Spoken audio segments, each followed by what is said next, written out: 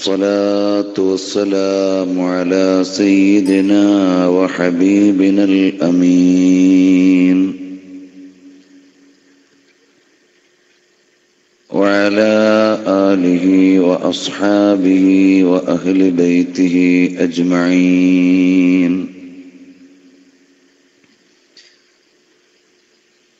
يا سيد السادات جئتك قاصدا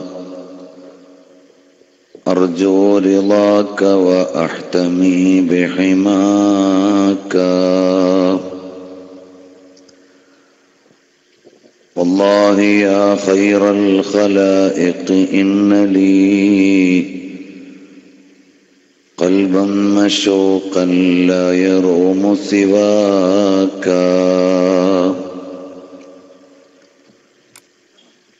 أنا طامع بالجود منك ولم يكن لأبي حنيفة في الأنام سواك.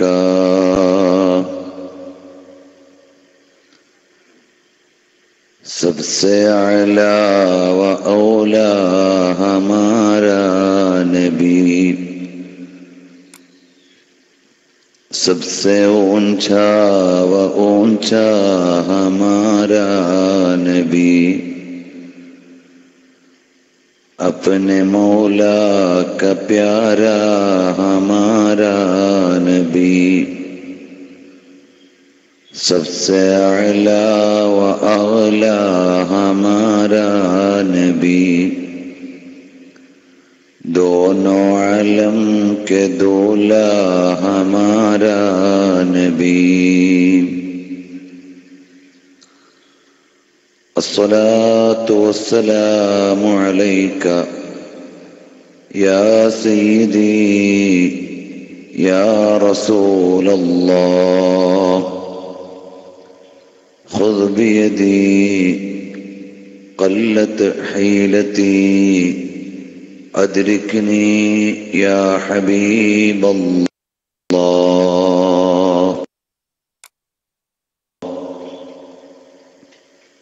ഉസ്താദുമാരെ, ഉമറാക്കളെ, പ്രത്യേകിച്ചും ഞങ്ങൾ ബുഖാരി ദഅവാ കോളേജിൽ പഠിക്കുമ്പോൾ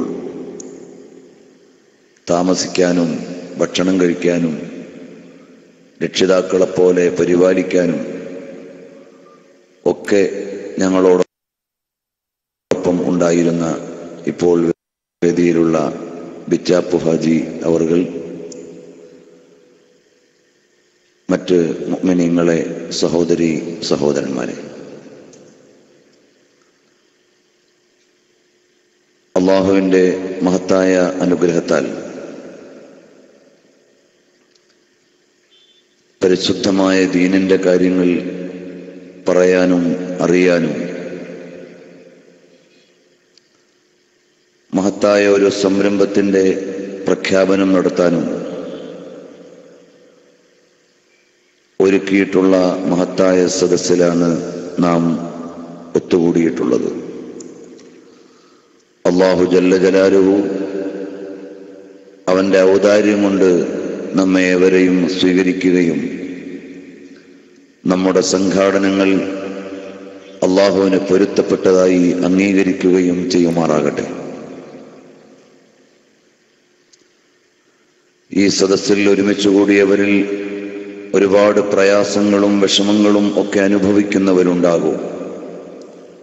എല്ലാവരുടെയും വേദനകളും പ്രയാസങ്ങളും എല്ലാം അല്ലാഹു സുബ്ഹാനഹു വ തആല മാറ്റിക്കൊടുക്കുമാറാകട്ടെ. ഓരോ നാടുകളിലും ചെല്ലുമ്പോൾ ഒരുപാട് രോഗികൾ ശമനത്തിന് വേണ്ടി ദുആ ചെയ്യാൻ പറയാറുണ്ട്. ഇവിടെയും ഉണ്ടാകും. എല്ലാവരുടെയും രോഗങ്ങളും പ്രയാസങ്ങളും ഷാഫിയായ അല്ലാഹു തആല അവന്റെ ഔദാര്യം കൊണ്ട് ശിഫാ നൽകി അനുഗ്രഹിക്കുമാറാകട്ടെ. നമ്മുടെ ഈ നാടും എല്ലാ നാടുകളും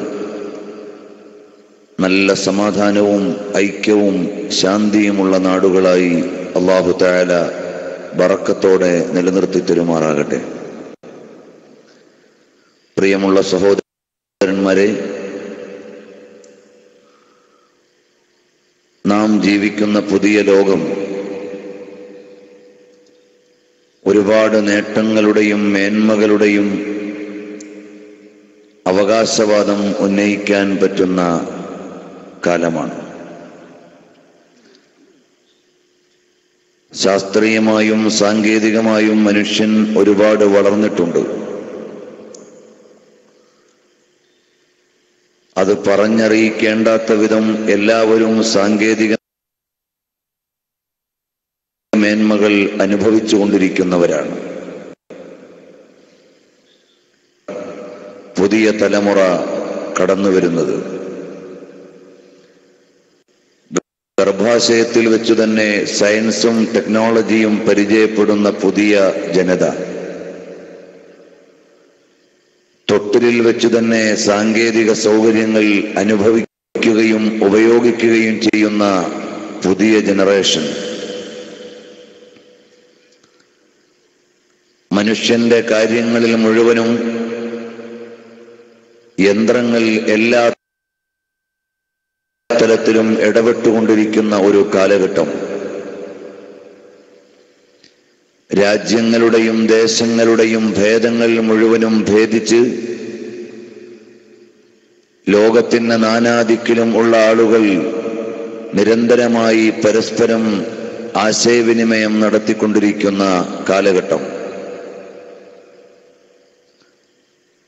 മനുഷ്യന്റെ ആദാന പ്രദാനങ്ങളിൽ മുഴുവനും അവന്റെ കൊടുക്കൽ വാങ്ങലുകളിൽ മുഴുവനും അവനെ ഭരിച്ചുകൊണ്ടിരിക്കുന്നത് ശാസ്ത്ര സാങ്കേതിക സൗകര്യങ്ങളാണ്. ഇതെല്ലാം ഒരർത്ഥത്തിൽ മനുഷ്യന്റെ നേട്ടമാണ്. മനുഷ്യൻ ആലോചിക്കുന്നു, ചിന്തിക്കുന്നു, കണ്ടെത്തുന്നു. പുതിയ പുതിയ മേഖലകൾ കീഴ്പ്പെടുത്തുകയും ഉപയോഗിക്കുകയും ചെയ്തുകൊണ്ടിരിക്കുന്നു. നമ്മുടെ നാലുപാടുകളിലുള്ള മറ്റു ജീവജാലങ്ങൾക്കൊന്നുമില്ലാത്ത ഒരു വിശേഷം, മനുഷ്യൻ ഓരോ ദിവസവും പുതിയ ലോകത്തേക്ക് കടന്നു വന്നുകൊണ്ടിരിക്കുന്നു. അവന്റെ ജീവിതത്തിന്റെ എല്ലാ മേഖലകളെയും അവന്റെ ബുദ്ധിയും ധിഷണയും ചിന്തയും സ്വാധീനിക്കുന്നു. ഇങ്ങനെ ആലോചിക്കുകയാണെങ്കിൽ മനുഷ്യൻ അവന്റെ ദൈനംദിന ജീവിതത്തിൽ വളരുകയാണ്. ഓരോ ദിവസവും കഴിയുമ്പോഴും പുതിയ പുതിയ മേഖലകൾ അവന്റെ കാൽക്കീഴിലും കൈപ്പിടിയിലും അവന്റെ പരിധിയിലും എത്തിക്കൊണ്ടിരിക്കുകയാണ്. ഇത്തരം നേട്ടങ്ങളുടെയും മേന്മകളുടെയും പട്ടികകൾ എണ്ണുന്നതോടൊപ്പം മനുഷ്യൻ ധാർമ്മികമായി എവിടെ നിൽക്കുന്നു എന്ന് ആലോചിക്കുമ്പോൾ ദുഃഖകരമായ വസ്തുതകളാണ് നമ്മുടെ മുമ്പിൽ തെളിഞ്ഞുകൊണ്ടിരിക്കുന്നത്. ഓരോ ദിവസവും മനുഷ്യനല്ലാതെയാവുകയാണ്. പരസ്പര ബന്ധങ്ങളെയും മൂല്യങ്ങളെയും എല്ലാം നിഷ്പ്രഭമാക്കുന്ന പെരുമാറ്റങ്ങൾ. മനുഷ്യനാണോ എന്ന് അത്ഭുതത്തോടെ ചോദിക്കേണ്ടി വരുന്ന വിധം സദാചാരങ്ങളെ ബലികഴിക്കുകയും പ്രത്യേകിച്ച് ജീവിതത്തിനൊരു ചിട്ട ആവശ്യമില്ല എന്ന് വിളിച്ചു പറയുന്നത് പോലെ നാൽക്കാലികളെ പോലും നാണം കെടുത്തുന്ന രീതിയിൽ മനുഷ്യൻ ജീവിക്കുന്നു. അഥവാ സയൻസ് ആൻഡ് ടെക്നോളജിയിൽ ദിവസേന നമ്മൾ വളരുമ്പോഴും നമ്മൾ പുതിയ പുതിയ കാലഘട്ടത്തിൽ കൂടുതലായി മോറൽ ഡീഗ്രഡേഷൻ അനുഭവിച്ചുകൊണ്ടിരിക്കുന്നു. ധാർമ്മികമായ അപജയത്തിന്റെ മുമ്പിലാണ് നമ്മൾ കഴിഞ്ഞുകൂടുന്നത്. മനുഷ്യനവന്റെ പാരസ്പര്യങ്ങളെ മുഴുവനും ബലികഴിക്കുകയാണ്. പിതാവിന്റെ സംരക്ഷണയിൽ കഴിയുന്ന മകൾക്ക് പിതാവിൽ സുരക്ഷയില്ലാത്ത കാലം. ഭർത്താവിൽ നിന്ന് സംരക്ഷണം ലഭിക്കേണ്ട ഭാര്യ ഭർത്താവിനാൽ തന്നെ വേദന അനുഭവിക്കേണ്ടി വരുന്ന കാലക്രമങ്ങൾ. ആരൊക്കെയാണോ സംരക്ഷണം നൽകേണ്ടത് അവരാൽ ഹോമിക്കപ്പെടുകയും പീഡിപ്പിക്കപ്പെടുകയും വേദന അനുഭവിക്കുകയും ചെയ്യുന്ന പുതിയ ജനത. മനുഷ്യന് അവന്റെ വിവേകത്തിൽ അധിഷ്ഠിതമായ ഒരു ജീവിത രീതിയുണ്ട്. ആ വിവേകത്തെ മുഴുവനും നിഷ്പ്രഭമാക്കുന്ന വിധത്തിൽ മനുഷ്യൻ വികാരത്തിന് അടിമപ്പെട്ടുകൊണ്ടിരിക്കുന്നു.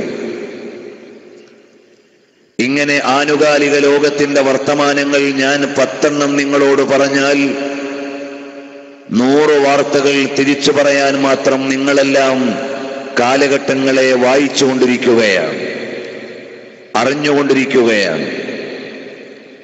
ഈ കാലഘട്ടത്തിലെ ഏറ്റവും വലിയ ദുരന്തം എന്താണ് എന്ന് ചോദിച്ചാൽ, തെറ്റുകൾ പെരുകുന്നു എന്നതിനേക്കാൾ തെറ്റുകൾ തെറ്റല്ലാതായി മാറിയിരിക്കുന്നു എന്നതാണ്.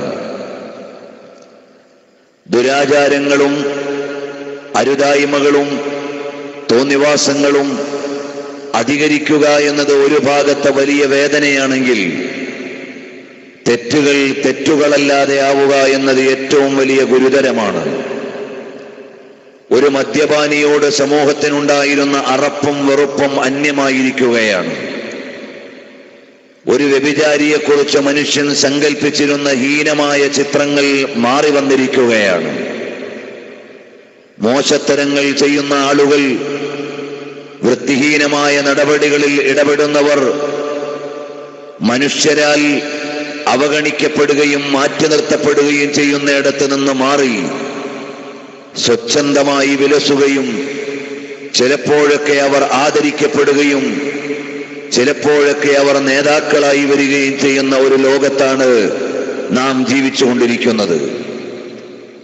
ഇവിടെയാണ് തെറ്റ് തെറ്റല്ലാതെയാവുന്നത്. അല്ലെങ്കിൽ തെറ്റുകളെ കുറിച്ചുള്ള ജനങ്ങളുടെ സമീപനങ്ങൾ മാറിപ്പോയിടത്ത് പരിവർത്തനമുണ്ടാക്കാൻ വലിയ പ്രയാസമാണ്. അരുതായ്മകൾ പെരുകിയ ഒരു ജനതയിൽ സതുപദേശം കൊണ്ട് മാറ്റം വരുത്താൻ കുറെ കൂടി എളുപ്പമാണ്. എന്നാൽ തെറ്റുകൾ തെറ്റുകളാണ് എന്ന് കാണാൻ പറ്റാത്ത ഒരു ജനതയിൽ, അവരുടെ കൺസെപ്റ്റുകൾ മാറിയ ഒരു കാലഘട്ടത്തിൽ ശരിയുടെ പക്ഷത്തേക്ക് കൊണ്ടുവരാൻ വലിയ പ്രയാസമാണ്. ഇത്തരം ഒരു ലോകത്തെയും ഒരു കാലക്രമത്തെയുമാണ് നമ്മൾ അഭിമുഖീകരിച്ചു കൊണ്ടിരിക്കുന്നത്. പ്രിയമുള്ള സഹോദരന്മാരെ, ഇവിടെ മനുഷ്യനെ മാനുഷികമായ മൂല്യങ്ങളിലേക്ക് കൊണ്ടുവരാൻ, ഇവിടെ മനുഷ്യനെ നന്മയുടെയും നീതിയുടെയും നിഷ്ഠയുടെയും ചിട്ടയുടെയും മാന്യതയുടെയും ലോകത്തേക്ക് മാടി വിളിക്കാൻ, ഇവിടെ പടർന്ന് പന്തലിച്ചു കിടക്കുന്ന അരുതായ്മകളിൽ നിന്ന് ഒരു ജനതയെ നേർവഴിയുടെ സംഗീതം കേൾപ്പിച്ചു കൊടുക്കാൻ, വീടും നാടും കുടുംബവും സംസ്കാരവും മുഴുവനും വിട്ടെറിഞ്ഞ് ശാരീരിക താല്പര്യങ്ങൾക്ക് വേണ്ടി ഇറങ്ങിത്തിരിക്കുന്ന കുമാരിമാരെയും യുവതികളെയും നേർവഴിയിൽ നിലനിർത്താൻ, അരുതായ്മകളുടെ ക്ലബ്ബുകളിൽ അന്തിമയങ്ങുകയും കള്ളിന്റെയും കഞ്ചാവിന്റെയും കൂട്ടിരിപ്പുകാരായി മാറുകയും ചെയ്യുന്ന ഒരു യുവതയെ സന്മാർഗത്തിലേക്ക് വിളിച്ചു കൊണ്ടുവരാൻ, ആരോരും ചോദിക്കപ്പെടാനില്ലാത്ത വിധം അലക്ഷ്യമായി ജീവിച്ചുകൊണ്ടിരിക്കുന്ന പുതിയ ജനറേഷനെ നന്മയുടെയും ചിട്ടയുടെയും വഴിയിലേക്ക് കൊണ്ടുവരാൻ എന്താണ് മാർഗമുള്ളത്?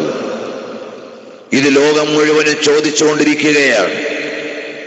ലോകത്തിന്റെ നിലനിൽപ്പിനെ ആഗ്രഹിക്കുന്നവർ മുഴുവനും ആലോചിക്കുകയാണ്.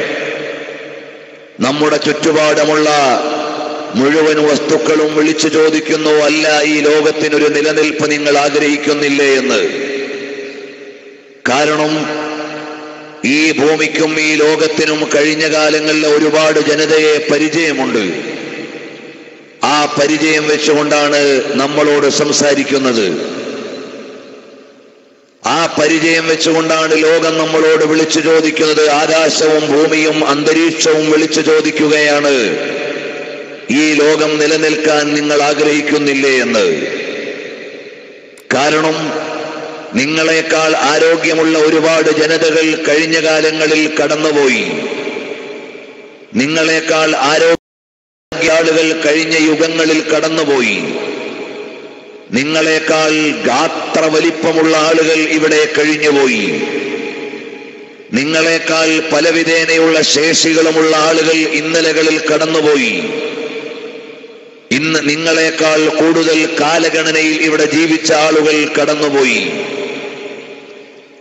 അവരെല്ലാവരും ഒരു പരിധിയിൽ വെച്ച് വഴിമാറിയപ്പോൾ അവർ ഈ ലോകത്ത് നിന്ന് നാമാവശേഷമാവുകയോ അവരെല്ലാം ചോദ്യം ചെയ്യപ്പെടുകയോ നശിപ്പിക്കപ്പെടുകയോ ചെയ്തിട്ടുണ്ട്.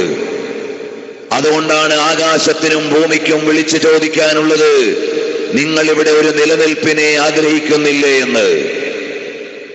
വെള്ളിയാഴ്ച പോലെ പുണ്യം കൽപ്പിക്കപ്പെട്ടിരുന്ന ശബ്ബാത്ത് ദിവസത്തിൽ ആരാധനയ്ക്ക് പോകുന്നതിന് പകരം ഉപജീവനത്തിന് വേണ്ടി പോയ ഒരു ജനതയെ അല്ലാഹു സുബ്ഹാനഹു വ തആല എന്താണ് ചെയ്തത് എന്ന് ആകാശത്തിനും ഭൂമിക്കും അറിയാം. അതുകൊണ്ടാണ് ആകാശഭൂമികൾ വിളിച്ചു ചോദിക്കുന്നത്, നിങ്ങൾക്ക് ആ ഒരു ജനതയുടെ ഗതി വരാനിരിക്കുന്നു, അല്ലെങ്കിൽ നിങ്ങൾ അതിനെ ഭയക്കുന്നില്ലേ എന്ന്. സ്ത്രീകൾക്ക് പകരം പുരുഷന്മാരോട് ലൈംഗിക സമീപനം നടത്തിയ ഒരു ജനതയോട് അല്ലാഹു സുബ്ഹാനഹു വ തആലയുടെ സമീപനം എങ്ങനെയായിരുന്നു എന്ന് ലൂത്ത് നബി അലൈഹിസ്സലാമിന്റെ സമുദായത്തോട് എങ്ങനെയാണ് പ്രതികരിച്ചത് എന്ന് ചാവുകടൽ ഇന്നും ലോകത്തോട് സംസാരിച്ചു കൊണ്ടിരിക്കുകയാണ്. ആകാശം അതിനോട് സല്ലപിച്ച് കാര്യം അറിഞ്ഞുകൊണ്ടിരിക്കുകയാണ്. ഭൂമിയിൽ തന്നെ ഡെഡ് സീ ഇങ്ങനെ മലർന്നു കിടക്കുകയാണ്. എന്നിട്ട് ചോദിക്കുന്നു, കഴിഞ്ഞ കാലത്തെ ഒരു ജനത വൃത്തികേടു ചെയ്ത കാരണത്താൽ അവരനുഭവിക്കേണ്ടി വന്ന ദുരന്തങ്ങളെ നിങ്ങൾ അറിയുന്നില്ലേ എന്ന്.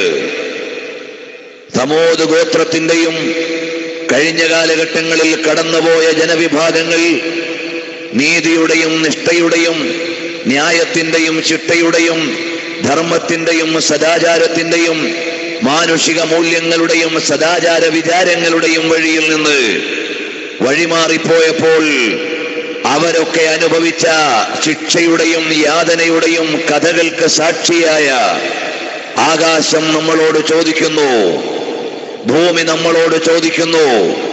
മദ്യക്കോപ്പകളിൽ അന്തിമയങ്ങിക്കൊണ്ടിരിക്കുകയും സോഷ്യൽ മീഡിയയിലൂടെ അതിരുകൾ ലംഘിച്ച് അരുതായ്മകൾക്ക് വേണ്ടി ഇടപെടുകയും ചെയ്യുന്ന ന്യൂ ജനറേഷനോട്, ആധുനിക ജനതയോട് വിളിച്ചു ചോദിക്കുന്നു, നിങ്ങൾക്ക് എന്താണ് സംഭവിക്കാൻ പോകുന്നത് എന്നതിനെ കുറിച്ച് നിങ്ങൾക്ക് ചിന്തയില്ലേ എന്ന്. ഈ ഒരവസരത്തിലാണ് നിങ്ങളുടെ കൂടെ നിന്നുകൊണ്ട് ഞാൻ നിങ്ങളിൽ ഒരാളായി സംവദിക്കുന്നത്. അല്ല, ഒരു മാറ്റത്തിന് എന്താണ് മാർഗമുള്ളത്? ഒരു മാറ്റത്തിലേക്ക് വരാനുള്ള വഴി എന്താണ്?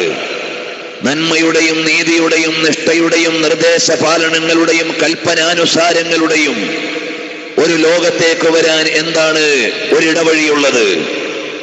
ഏതായാലും ഈ ലോകം നൈമിഷികമാണ്. ഇവിടെ ആരും നിതാന്തവാസികളല്ല. എറ്റേണൽ ലൈഫ് ഇവിടെയില്ല. ഇത് താൽക്കാലികമായ ജീവിതത്തിന്റെ ഭൂമികയാണ്. ഇത് നിരന്തരമായ ഒരു വാസത്തിന്റെ ഗേഹമല്ല. ജനിച്ചവർ മുഴുവനും മരിച്ചുപോയ ഒരു ലോകത്താണ് നാം ജീവിച്ചുകൊണ്ടിരിക്കുന്നത്, അല്ലെങ്കിൽ മരിക്കാൻ കാത്തിരിക്കുന്ന. ഭൂമിയിലെ ജനനം മരണത്തിന്റെ ആമുഖമാണ്. ഇവിടുത്തെ യൗവനം വാർദ്ധക്യത്തിന്റെ തുടക്കമാണ്. ഇവിടുത്തെ ബാല്യം വാർദ്ധക്യത്തിലേക്കുള്ള ഒന്നാമത്തെ പടിയാണ്. ഇവിടുത്തെ എല്ലാ തുടക്കങ്ങളും ഒടുക്കങ്ങളുടെ ആമുഖമാണ്. ഇവിടെയുള്ള എല്ലാ ആരംഭങ്ങളും അവസാനത്തിന്റെ നാന്ദി കുറിക്കുകയാണ്. ഇങ്ങനെയാണ് ഈ ലോകത്തിന്റെ മുഴുവനും ഘടന. ഇവിടെ എല്ലാവരും വളരുന്നത് തളരാൻ വേണ്ടിയാണ്. ഒരു യുവാവ് വിചാരിക്കുന്നു, ഞാൻ വലിയ കരുത്തിലാണ് ജീവിക്കുന്നത് എന്ന്. ഇല്ല, നീ നിന്റെ കാലഗണനകൾ എണ്ണി തീർത്തുകൊണ്ടിരിക്കുകയാണ്. നിനക്ക് ലഭിച്ച ഒരു കാലയളവുണ്ട്. 1000 ദിവസമായിരിക്കാം, 10,000 ദിവസമായിരിക്കാം. അതിൽ നിന്ന് നീ ഒരു പകുതിയോ മുക്കാലോ കടന്നുപോയിട്ടുണ്ട്, നീ അറിയുന്നില്ല. നമ്മൾ ഓരോ ദിവസവും പ്രായമേറുകയല്ല, പ്രായം കുറയുകയാണ്. അല്ലാഹു സുബ്ഹാനഹു വ തആല ഓരോരുത്തർക്കും നിശ്ചയിച്ചു തന്ന ഒരു പ്രായമുണ്ട്. 70 years or 60 years. 70 വർഷമോ 60 വർഷമോ 40 വർഷമോ. ഓരോ ദിവസവും അതിൽ നിന്ന് ഓരോ ഇതളുകൾ കൊഴിയുകയാണ്. ഓരോ ദിവസവും അതിൽ നിന്ന് ഓരോ പേജുകൾ മറിഞ്ഞു തീരുകയാണ്. നമ്മളെല്ലാവരും മരണത്തിലേക്കുള്ള പടവുകൾ അടുപ്പിച്ചടുപ്പിച്ച് വെച്ചുകൊണ്ടിരിക്കുകയാണ്. ഇന്നലെ ഞാൻ ഒരു സ്ഥലത്തെ പ്രോഗ്രാമിൽ അറ്റൻഡ് ചെയ്തിട്ടുണ്ടെങ്കിൽ എന്റെ ജീവിതത്തിൽ നിന്ന് ഒരു ദിവസം ഇതാ ഇവിടെ അവസാനിച്ചിരിക്കുന്നു. ബാക്കിയുള്ളത് എത്രയാണ് എന്ന് എനിക്കറിയില്ല. ഇനി ദിവസങ്ങളുണ്ടോ എന്ന് പോലും എനിക്കറിയില്ല. അതാണ് എൻ്റെ അവസ്ഥ. എല്ലാവരുടെയും ഗതി അങ്ങനെയാണ്. നമ്മൾ എണ്ണി തീർത്തുകൊണ്ടിരിക്കുകയാണ്. എണ്ണിക്കൂട്ടുകയല്ല, എണ്ണിക്കുറയ്ക്കുകയാണ്. ഇതാണ് ഈ ഭൗമികമായ ജീവിതത്തിന്റെ യാഥാർത്ഥ്യം. ഇതാണ് ഈ ഭൗതികമായ ജീവിതത്തിന്റെ വസ്തുത. ഏതായാലും ഈ ലോകത്തിനൊരു സുപ്രീം പവറുണ്ട്, അനിഷേധ്യമാണത്. അതിന് പ്രമാണങ്ങൾ ഇവിടെ ആവോളമുണ്ട്, സ്ഥിരപ്പെടുത്തേണ്ടതില്ല.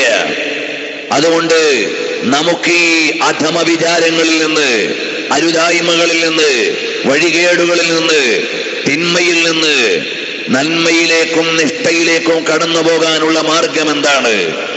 അതിനെന്താണൊരു പോംവഴിയുള്ളത്? ലോകഗുരുവായ സയ്യിദുനാ മുഹമ്മദുർ റസൂലുള്ളാഹി സ്വല്ലല്ലാഹു അലൈഹി വആലിഹി വഅസ്ഹാബിഹി വസല്ലമ തങ്ങൾ ഒരു ജനതയിലേക്ക് വരികയാണ്. ആ ജനതയിലേക്ക് നോക്കുമ്പോൾ അവിടെ ഇന്നത്തേതുപോലെ ഒരു കാലമാണ് അല്ല. ചില കാര്യങ്ങൾ ഇന്നത്തേക്കാൾ ഭേദമായിരുന്നു. അവിടെ കുറെയൊക്കെ മാന്യതയുള്ള ഒരു ജനതയാണ് 6-ാം നൂറ്റാണ്ടിൽ ആധുനിക ജനതയെ അപേക്ഷിച്ച് എന്ന് പറയേണ്ടി വരികയാണ്. ഏതായാലും ലോകം മുഴുവനും എഴുതിയത് ഒരുപാട് അരുതായ്മകളുടെ കേന്ദ്രമായിരുന്നു അന്ന് അറബ് രാജ്യമെന്ന്. ഡാർക്ക് ഏജ് എന്ന് കേൾക്കാത്ത ആരും ഇവിടെ ഉണ്ടാവില്ല. 6-ാം നൂറ്റാണ്ടിനെ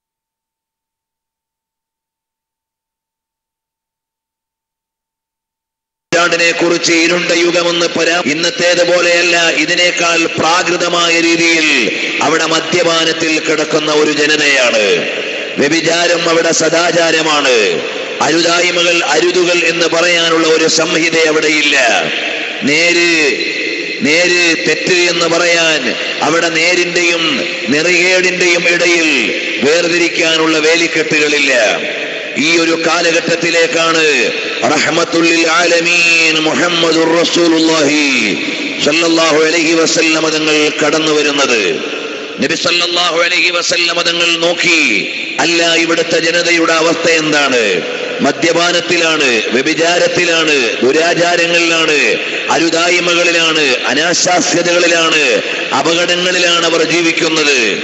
അപ്പോൾ നബി സല്ലല്ലാഹു അലൈഹി വസല്ലമ തങ്ങൾ തിരുത്താൻ ഉപയോഗിച്ച ആദ്യത്തെ മാർഗം എന്തായിരുന്നു? അതാണ് ഇന്നത്തെ ലോകം ആവശ്യപ്പെടുന്നത്. ആ ലോകത്തെ കറക്റ്റ് ചെയ്യാൻ നബി സല്ലല്ലാഹു അലൈഹി വസല്ലമ തങ്ങൾ ആദ്യമായി ചെയ്ത മാർഗം എന്തായിരുന്നു? എല്ലാ പ്രവാചകന്മാരുടെയും പ്രബോധനത്തിന്റെ, പ്രചാരണത്തിന്റെ ഏറ്റവും അടിസ്ഥാനപരമായ സംഹിത എവിടെയാണ് കിടക്കുന്നത്? കേടുവന്ന ഒരു ജനതയെ നന്മയിലേക്ക്, അതിരുവിട്ട ഒരു ജനതയെ നേർവഴിയിലേക്ക്, അധമ വിചാരങ്ങളിലേക്ക് പോയ ഒരു ജനതയെ ഉത്തമ വിചാരത്തിലേക്ക് മാറ്റിക്കൊണ്ടുവരാനുള്ള മാർഗം എന്താണ്?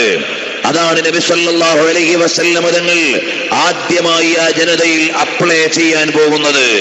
എല്ലാ പ്രവാചകന്മാരെയും പോലെ അല്ല, അവരുടെ മുഴുവനും നേതാവായി നബി സല്ലല്ലാഹു അലൈഹി വസല്ലമ തങ്ങൾ ആദ്യമായി വിളിക്കുന്നത് മിൻ ഇബാദത്തിൽ ഇബാദി ഇലാ ഇബാദത്തി റബ്ബിൽ ഇബാദ്. നബി സല്ലല്ലാഹു അലൈഹി വസല്ലമ തങ്ങൾ ലോകാവസാനം വരെയുള്ള ജനതയെ സമുദ്ധാരണത്തിന് വേണ്ടി നിയോഗിക്കപ്പെട്ട നേതാവ് സല്ലല്ലാഹു അലൈഹി വസല്ലമ തങ്ങൾ 6-ാം നൂറ്റാണ്ടിലെ ജനതയെ ഒന്നാമതായി വിളിക്കുന്നത് എവിടേക്കാണ്? അല്ലയോ മനുഷ്യരെ, ഈ ലോകത്തിന് ഒരു ഉടമസ്ഥനുണ്ട്, പരിപാലകനുണ്ട്.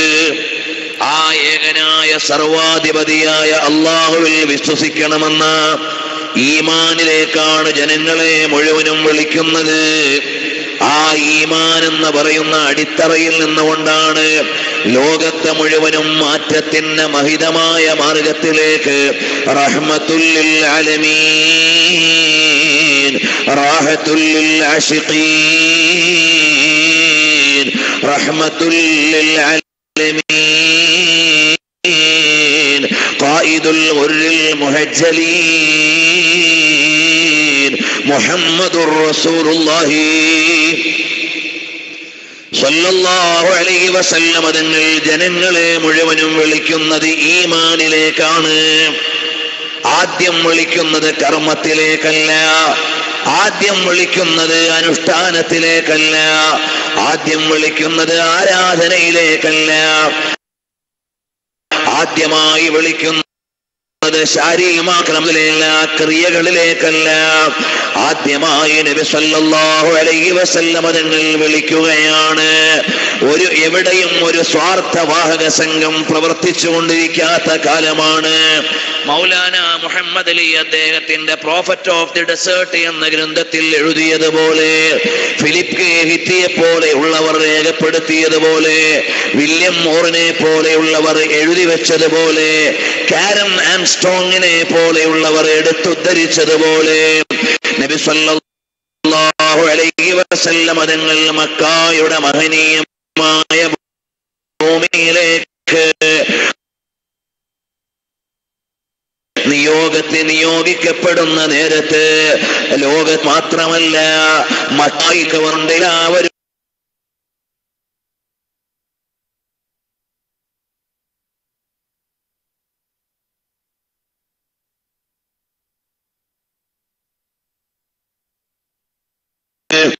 അവരെല്ലാവരും മക്കയുടെ മരുപ്പറമ്പിലൂടെ 6-ാം നൂറ്റാണ്ട്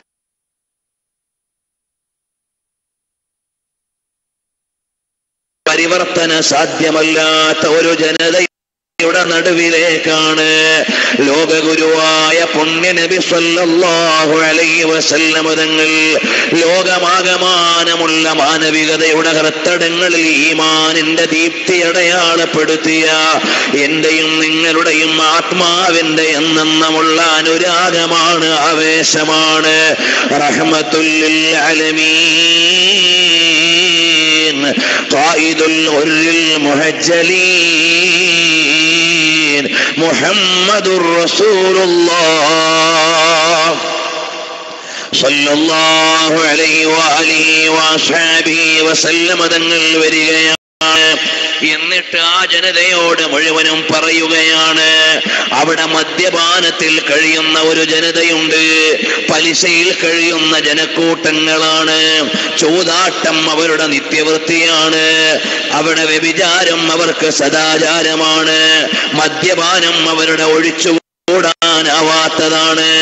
അങ്ങനെ എല്ലാ അരുതായ്മകളുടെയും കേളീരംഗമായ മക്കായുടെ ഭൂമിയിലേക്ക് വന്നിട്ട് ലോകഗുരുവായ പുണ്യ റസൂൽ സല്ലല്ലാഹു അലൈഹി വഅലിഹി വഅസ്ഹാബിഹി വസല്ലം തങ്ങൾ ആദ്യമായി അവരെ വിളിക്കുന്നത് ഇലൽ ഈമാനി ബില്ലാഹ്,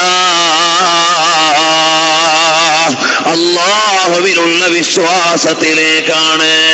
ഞാൻ എന്നെയും നിങ്ങളെയും അവിടേക്ക് ഒരിക്കൽ കൂടി വിളിക്കുകയാണ്. അല്ലയോ കൂട്ടുകാരെ, നമ്മൾ ആരാണെന്നറിയുമോ? നമ്മൾ മേലാളന്മാരല്ല, തമ്പുരാക്കന്മാരല്ല, മുതലാളിമാരല്ല, നാടുവാഴികളല്ല, ഛത്രാധിപതികളല്ല. നമ്മൾ ആരുമല്ല, ഒന്നുമല്ല. ഈ ലോകത്തിന്റെ ഉടമസ്ഥന്റെ അടിമയാണ്. നമുക്ക് മേലൊരു പരിപാലകനുണ്ട്. അതാണ് നമ്മൾ വെളുപ്പാൻ കാലത്ത് എഴുന്നേറ്റ് നിസ്കരിക്കുന്ന ഒരു മനുഷ്യൻ അല്ലാഹുവിന്റെ മുമ്പിൽ നിന്നുകൊണ്ട് പറയുകയാണ്, അൽഹംദുലില്ലാഹി റബ്ബിൽ ആലമീൻ. അല്ലാഹുവേ, നീയാണ് ലോകത്തിന്റെ മുഴുവന് പരിപാലകൻ എന്ന് പറയുന്നത്. Creator and sustainer of the world. ഈ ലോകത്തിന്റെ സൃഷ്ടാവും പരിപാലകനും അവിടുന്നാണ്. ഈ ലോകത്തിന്റെ ഉടമസ്ഥനും പരിപാലകനും അവിടുന്നാണ്. ആ ഏകനായ അധിപനായ സർവാധികാരിയായ ഉലകത്തിന്റെ ഉടയവന്റെ അടിമകളാണ് നമ്മളെല്ലാവരും. ഖുദാക്കാനാ മുലിഖ് ദേനാ, നബി കാ നാം ലിഖ് ദേനാ, കൈ കുഫ്റോं के जिंदा है उधर इस्लाम लिख देना. എവിടെയാണ് നിഷേധത്തിന്റെ അപസ്വരമുള്ളത്? എവിടെയാണ് എവിടെയാണ് നിഷേധത്തിന്റെ നീരൊലിക്കുന്നത്? എവിടെയാണ് നിരാകരണത്തിന്റെ ദൈന്യത അനുഭവിക്കുന്നത്? എവിടെയാണ് അസത്യത്തിന്റെ ആഴിയിൽ കിടന്ന മനുഷ്യൻ അപജയം അനുഭവിക്കുന്നത്? അവിടെയാണ് സമുദ്ധാരണത്തിന്റെ, മുന്നേറ്റത്തിന്റെ, മാറ്റത്തിന്റെ, പരിവർത്തനത്തിന്റെ അടിസ്ഥാന അധ്യായമായ അൽ ഈമാനു ബില്ലാഹ്. അല്ലാഹുവിനുള്ള വിശ്വാസത്തിലേക്ക് വിളിക്കുകയാണ്. ആരാ വിളിക്കുന്നത്? സബ്സെ അഅ്ലാ വഔലാ ഹമാരാ നബി, से ऊंचा व ऊंचा हमारा नबी, अपने मौला का प्यारा हमारा नबी. ഏറ്റവും ഉന്നതരായ പുണ്യനബി സല്ലല്ലാഹു അലൈഹി വസല്ലം തങ്ങൾ, ലോകഗുരുവായ സല്ലല്ലാഹു അലൈഹി വസല്ലം തങ്ങൾ വിളിക്കുകയാണ് അല്ലാഹ് എന്ന വിചാരത്തിലേക്ക്, അല്ലാഹ് എന്ന ചിന്തയിലേക്ക്, ഉടമസ്ഥനെ കുറിച്ചുള്ള ആലോചനയിലേക്ക്, അടിമയിൽ നിന്ന് ഉടമയിലേക്കുള്ള ഒരു പ്രത്യേകമായ ധാരയിലേക്ക് നബി സല്ലല്ലാഹു അലൈഹി വസല്ലം തങ്ങൾ വിളിക്കുകയാണ്. ആ ഈമാനിന്റെ അടിത്തറയിൽ നിന്നുകൊണ്ടാണ് ഇവിടെ വിപ്ലവത്തിന്റെ ജ്വാലകൾ ഉയർന്നത്. ആ ഈമാനിന്റെ അടിക്കല്ലിൽ നിന്നാണ് മാറ്റത്തിന്റെ മാറ്റൊലികൾ മാലോകരുടെ മനതലങ്ങളിലേക്ക് സന്നിവേശിച്ചത്. ആ ഈമാനിന്റെ അസ്ഥിശിലയിൽ നിന്നാണ് ആദർശത്തിന്റെ അസ്ഥിവാരങ്ങളെ മനുഷ്യന്റെ ഹൃദയാന്തരങ്ങളിലേക്ക് അടയാളപ്പെടുത്തിയത്. അങ്ങനെയുള്ള അല്ലാഹ് എന്ന ചിന്തയിലേക്ക് വിളിക്കുകയാണ്. അല്ലാഹു എന്ന ചിന്തയിലൂടെ അല്ലാതെ നന്മയുടെ, നീതിയുടെ, നെറിയുടെ, നിഷ്ഠയുടെ, ചിട്ടയുടെ, മര്യാദയുടെ മഹിഷ്ഠഭാവത്തിലേക്ക് വേറെ വിളിക്കാൻ മാർഗമില്ല. നിങ്ങൾക്കെല്ലാം സുപരിചിതമായ ചില ഉദാഹരണങ്ങളിലേക്ക് വരികയാണ്. പ്രിയമുള്ള സഹോദരാ, അറിയുമോ, മദീനയുടെ മഹനീയമായ മസ്ജിദിന്റെ അകത്തളത്തിലിരുന്നു കൊണ്ട് നബി സല്ലല്ലാഹു അലൈഹി വസല്ലം തങ്ങൾ ഒരു ഉദാഹരണം നമ്മളോട് പറഞ്ഞു തരികയാണ്.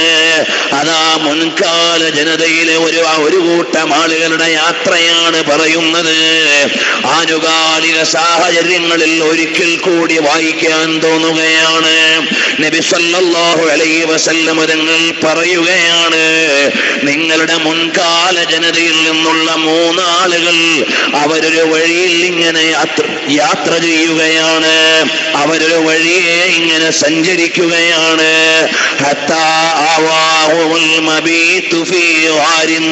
അങ്ങനെ അവർ യാത്ര ചെയ്തു വരവേ സന്ധ്യാസമയമായി. അവർക്ക് ഇരിക്കാനിടമില്ല, വസിക്കാൻ വീടില്ല, താമസിക്കാൻ താവളമില്ല.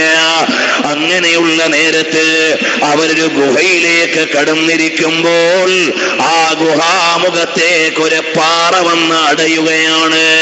പുറത്തേക്ക് പോകാൻ ഒരു മാർഗം കാണുന്നില്ല, നിർവഹണത്തിനൊന്നും കാണുന്നില്ല. അങ്ങനെ ഇരിക്കുമ്പോഴാണ് അവർ ആലോചിക്കുകയാണ്, ഇവിടെ നിന്ന് രക്ഷപ്പെടാനുള്ള മാർഗം എന്താണ്? അവരാലോചിച്ചു, എങ്ങനെയാണ് ഇവിടുന്ന് രക്ഷപ്പെടുക? ഏതു വിധേനയാണ് ഇവിടുന്ന് ഒരു നിർവഹണം ലഭിക്കുക? എങ്ങനെയാണ് ഇവിടെ നിന്ന് പുറത്തേക്ക് പോകാനാവുക? അവരെങ്ങനെ കാത്തിരിക്കുമ്പോൾ അവസാനം അവരുടെ മനസ്സിലേക്ക് ഒരാശയം വരികയാണ്. അല്ലാഹ് എന്ന കൃത്യമായ ചിന്തയിൽ നമ്മൾ ചെയ്ത സൽക്കർമ്മങ്ങൾ ഒന്ന് മുന്നിൽ വെച്ചുകൊണ്ട് ചോദിച്ചാൽ അല്ലാഹുവിൽ നിന്ന് ഉത്തരം ലഭിച്ചേക്കാം. അങ്ങനെ നമുക്ക് ഇവിടെ നിന്ന് രക്ഷപ്പെടാമല്ലോ. നബി സല്ലല്ലാഹു അലൈഹി വസല്ലം തങ്ങൾ പഠിപ്പിക്കുകയാണ്. അവരുടെ മനസ്സിലേക്ക് വന്ന ആശയം എന്താണ്? നമ്മൾ ചെയ്ത സൽക്കർമ്മങ്ങൾ മുന്നിൽ വെച്ചുകൊണ്ട് അല്ലാഹുവിനോട് ചോദിക്കാം, നേരിട്ട് അല്ലാഹുവിനോട് ചോദിക്കാം. അതിലാർക്കും ചർച്ച ചെയ്യേണ്ട ആവശ്യമില്ല. സൽക്കർമ്മങ്ങൾ മുന്നിൽ വെച്ചുകൊണ്ട് അല്ലാഹുവോട് ചോദിക്കാം. ഈ സംഭവത്തെ നബി സല്ലല്ലാഹു അലൈഹി വസല്ലം തങ്ങൾ നമുക്ക് പരിചയപ്പെടുത്തുകയാണ്. എന്നാൽ സൽക്കർമ്മങ്ങൾ ഒരുപാട് ചെയ്ത മഹാന്മാരെ മുന്നിൽ വെച്ച് ചോദിക്കുക എത്രമാത്രം മഹനീയമായ ഒരു കർമ്മമാണ്. അതിന്റെ ശാസ്ത്രമറിയാത്ത ആളുകൾ മതത്തെ പഴിക്കുകയാണ്. നബി സല്ലല്ലാഹു അലൈഹി വസല്ലം തങ്ങൾ ഇവിടെ പരിചയപ്പെടുത്തുന്ന സംഭവം എന്താണ്? അത്തവസ്സുലു ബിൽ അഅമാലി സ്വാലിഹാ. സൽക്കർമ്മങ്ങൾ മുന്നിൽ വെച്ചുകൊണ്ട് അള്ളാഹുവിനോട് ചോദിക്കുകയാണ്. ഇവിടെ സൽക്കർമ്മങ്ങൾ മുന്നിൽ വെച്ചുകൊണ്ട് അള്ളാഹുവിനോട് ചോദിക്കാം, സൽക്കർമ്മികളെ മുന്നിൽ വെച്ചുകൊണ്ടും അള്ളാഹുവോട് ചോദിക്കാം, നല്ല കാര്യങ്ങൾ മുന്നിൽ വെച്ചുകൊണ്ട് അള്ളാഹുവിനോട് ചോദിക്കാം. അതുകൊണ്ടാണ് നമ്മൾ ഏത് സ്ഥലത്തും ഫാത്തിഹ ഓതിയിട്ട് ദുആ ചെയ്യുന്നത്. അത് സൽക്കർമ്മത്തെ മുന്നിൽ വെച്ചുകൊണ്ടുള്ള പ്രാർത്ഥനയാണ്. സൽക്കർമ്മത്തെ മുന്നിൽ വെച്ചുകൊണ്ട് അള്ളാഹുവോട് ചോദിക്കുകയാണ്. മഹാന്മാരെ മുന്നിൽ വെച്ചുകൊണ്ട് അഥവാ മഹാന്മാരുടെ പുണ്യം പരിഗണിച്ചുകൊണ്ടുള്ള ഒരു വിശ്വാസിയുടെ ജീവിതം ഏറ്റവും മനോഹരമായ ജീവിതമാണ്. ഇപ്പോൾ എന്റെ വിഷയം അതല്ലാത്തത് കൊണ്ട് അതിലേക്ക് കടക്കണില്ല. പ്രിയമുള്ളവരെ അറിയണം, അങ്ങനെ 3 പേരും ആലോചിക്കുകയാണ്. നമ്മുടെ ജീവിതത്തിൽ അല്ലാഹ് എന്ന ചിന്തയിൽ ചെയ്ത എന്തെങ്കിലും കർമ്മങ്ങൾ, കറകളഞ്ഞ നിഷ്കളങ്കമായ കർമ്മങ്ങൾ ഉണ്ടെങ്കിൽ അത് അല്ലാഹുവിന്റെ മുന്നിൽ വെച്ചുകൊണ്ടൊന്ന് ചോദിക്കാം. ഒന്നാമത്തെ ആള് മനസ്സിൽ ഓർത്തെടുക്കുകയാണ്, ഞാൻ അവിടെ നാട് വിട്ടുപോയി വിറക് വെട്ടിയിട്ട് നാട്ടിൽ കൊണ്ടുവന്ന് വിറക് വിറ്റിട്ട് കിട്ടുന്നത് കൊണ്ട് ഉപജീവനം നടത്തുന്ന ആളായിരുന്നു. പക്ഷേ ഞാൻ എൻ്റെ വീട്ടിലേക്ക് എപ്പോൾ വരുമ്പോഴും അതിൽ നിന്ന് കിട്ടുന്നത് കൊണ്ട് വീട്ടിലേക്ക് സാധന സാമഗ്രികൾ വാങ്ങിയാൽ അതിൽ നിന്ന് ഞാൻ എൻ്റെ മാതാപിതാക്കൾക്ക് വേണ്ടിയുള്ള പാനീയം അഥവാ പാൽപാത്രമെടുത്ത് കയ്യിൽ പിടിച്ച് മാതാപിതാക്കൾക്ക് പാനീയം നൽകാതെ ഞാൻ എൻ്റെ മക്കൾക്കോ കുടുംബത്തിനോ അവർക്ക് വേണ്ടത് നൽകാറില്ല. അങ്ങനെ ഞാൻ എൻ്റെ മാതാപിതാക്കളെ ആദരിച്ച് ബഹുമാനിച്ച് അവരുടെ ആവശ്യങ്ങളെ മുന്നിൽ വെച്ചുകൊണ്ട് ജീവിച്ചിരുന്ന ആളാണ്. ഒരു ദിവസം ഞാൻ വിറക് വെട്ടിയിട്ട് വരുമ്പോഴേക്ക് ഏറെ വൈകിപ്പോയി. അവർ 2 പേരും ഉറങ്ങിപ്പോയി. ഫഅഖദ്തു ഗബൂഖഹുമാ,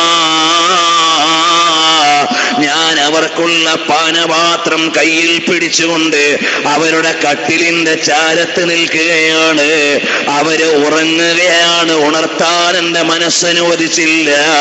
മാതാപിതാക്കൾക്ക് പാനീയം കൊടുക്കാതെ എന്റെ ഭാര്യ മക്കൾക്ക് കൊടുക്കാൻ എന്റെ മനസ്സനുവദിച്ചില്ല. ഞാനെങ്ങനെ നിൽക്കുമ്പോഴാണ് വസ്വിബിയത്തു യതലാഉന ഇൻദ ഖദമീ, മക്കൾ എന്റെ കാൽക്കൽ വീണുകൊണ്ട് കരയുകയാണ്. അപ്പോഴും എന്റെ കയ്യിൽ മാതാപിതാക്കൾക്ക് വേണ്ടിയുള്ള പാനീയമാണ്. അവർക്കു നൽകാതെ മക്കൾക്കു നൽകാൻ എന്റെ മനസ്സനുവദിക്കുന്നില്ല. വെളുക്കാൻ എടുത്തപ്പോഴവർ ഉണരുകയാണ്. ഇങ്ങനെ മാതാപിതാക്കളോട് ഞാൻ ചെയ്ത ഈ സ്നേഹം, ഞാൻ സമീപിച്ച ഈ നല്ല രീതി,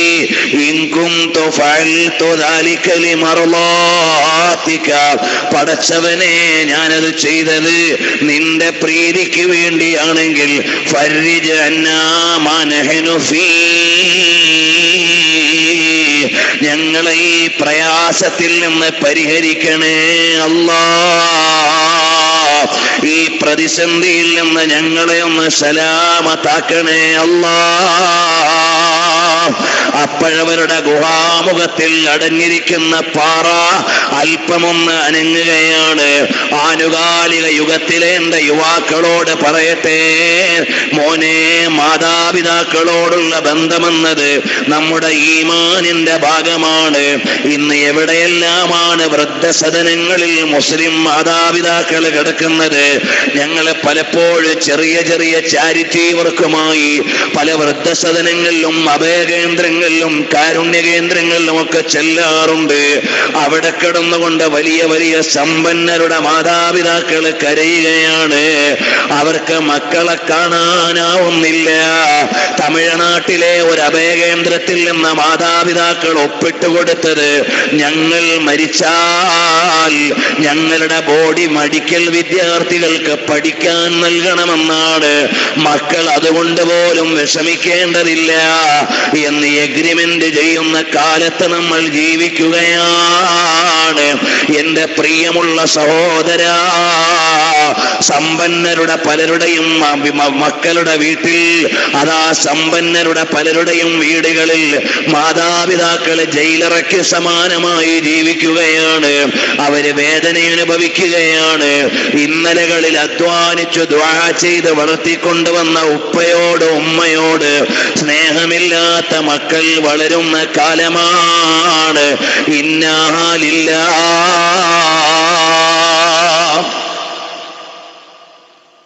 ആധുനിക യുഗത്തിലെ കുടുംബജീവിതങ്ങളുടെ നിർവചനങ്ങൾ മാറിയിരിക്കുന്നു. എനിക്കാരെയും ആവശ്യമില്ല, ആരോടും ബന്ധമില്ല, ഒരാളോടും കടപ്പാടില്ല. യുവതികളായ സഹോദരിമാര് വിവാഹം കഴിയുമ്പോഴേക്ക് സ്വതന്ത്ര ജീവിതത്തിന്റെ വഴികൾ ആലോചിക്കുകയാണ്. ആർക്കും സേവനം ചെയ്യാനുള്ള മനസ്സില്ല, ആരെയും പരിപാലിക്കാനുള്ള പരിതസ്ഥിതികളോട് സമരസപ്പെടുന്നില്ല, ആർക്കും സേവനം ചെയ്യാൻ പഠിക്കാത്ത ഒരു പുതിയ യുഗം. ഭർത്താവിന്റെ മാതാപിതാക്കളെ, സ്വന്തം മാതാപിതാക്കളെ ആരെയും നോക്കാൻ മനസ്സില്ലാത്ത ഒരു കാലത്ത് ജീവിക്കുകയാണ്. ബന്ധങ്ങളോടുള്ള പരിശുദ്ധി മറന്നുപോയ ഒരു ജനതയാണ്. മൂല്യങ്ങളെ മുഴുവനും ബലികഴിച്ചുകൊണ്ടിരിക്കുന്ന ഒരു ജനതയാണ്. പ്രിയമുള്ളവരെ, സംഘാടകരെ സമീപിക്കുമ്പോൾ എല്ലാവരും സംഭാവന കൊടുക്കണം.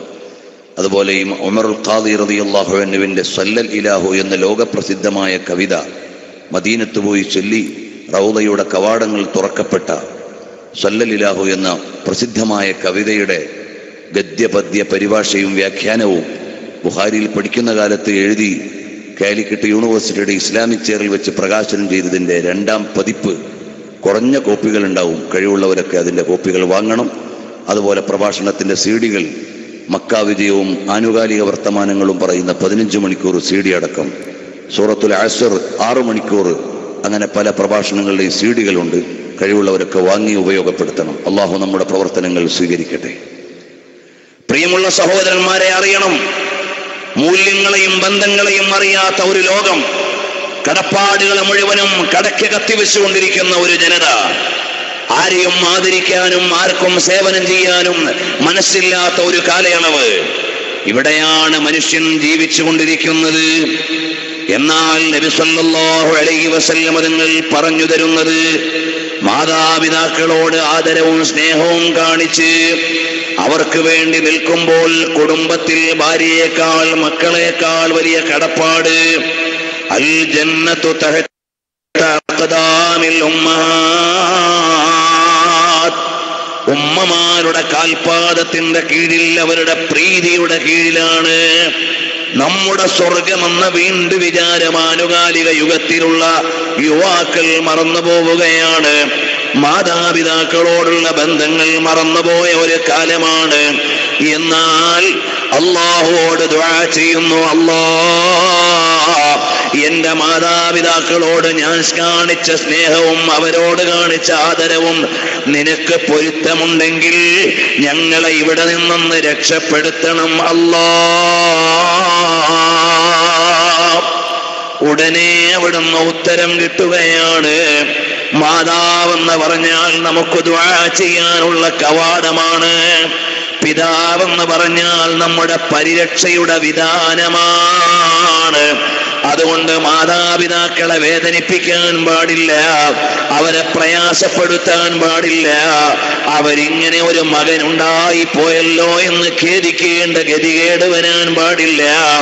എന്റെ പ്രിയമുള്ള യുവാക്കളെ, ഭാര്യമാരുടെ നല്ല വർത്തമാനങ്ങളിൽ വീണുപോയിട്ട് ഉമ്മയെ അവിശ്വസിക്കല്ലേ മോനെ, ഉമ്മയെ അകറ്റി നിർത്തല്ലേ മോനെ.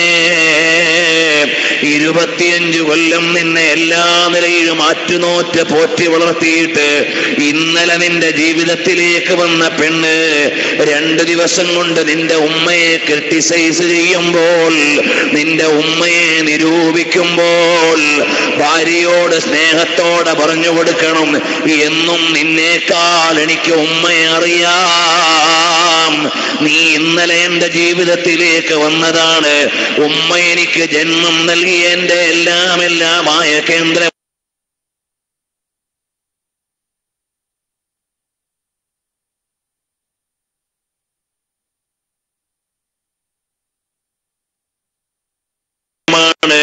ഉമ്മയുടെ പ്രീതിയിലാണ്.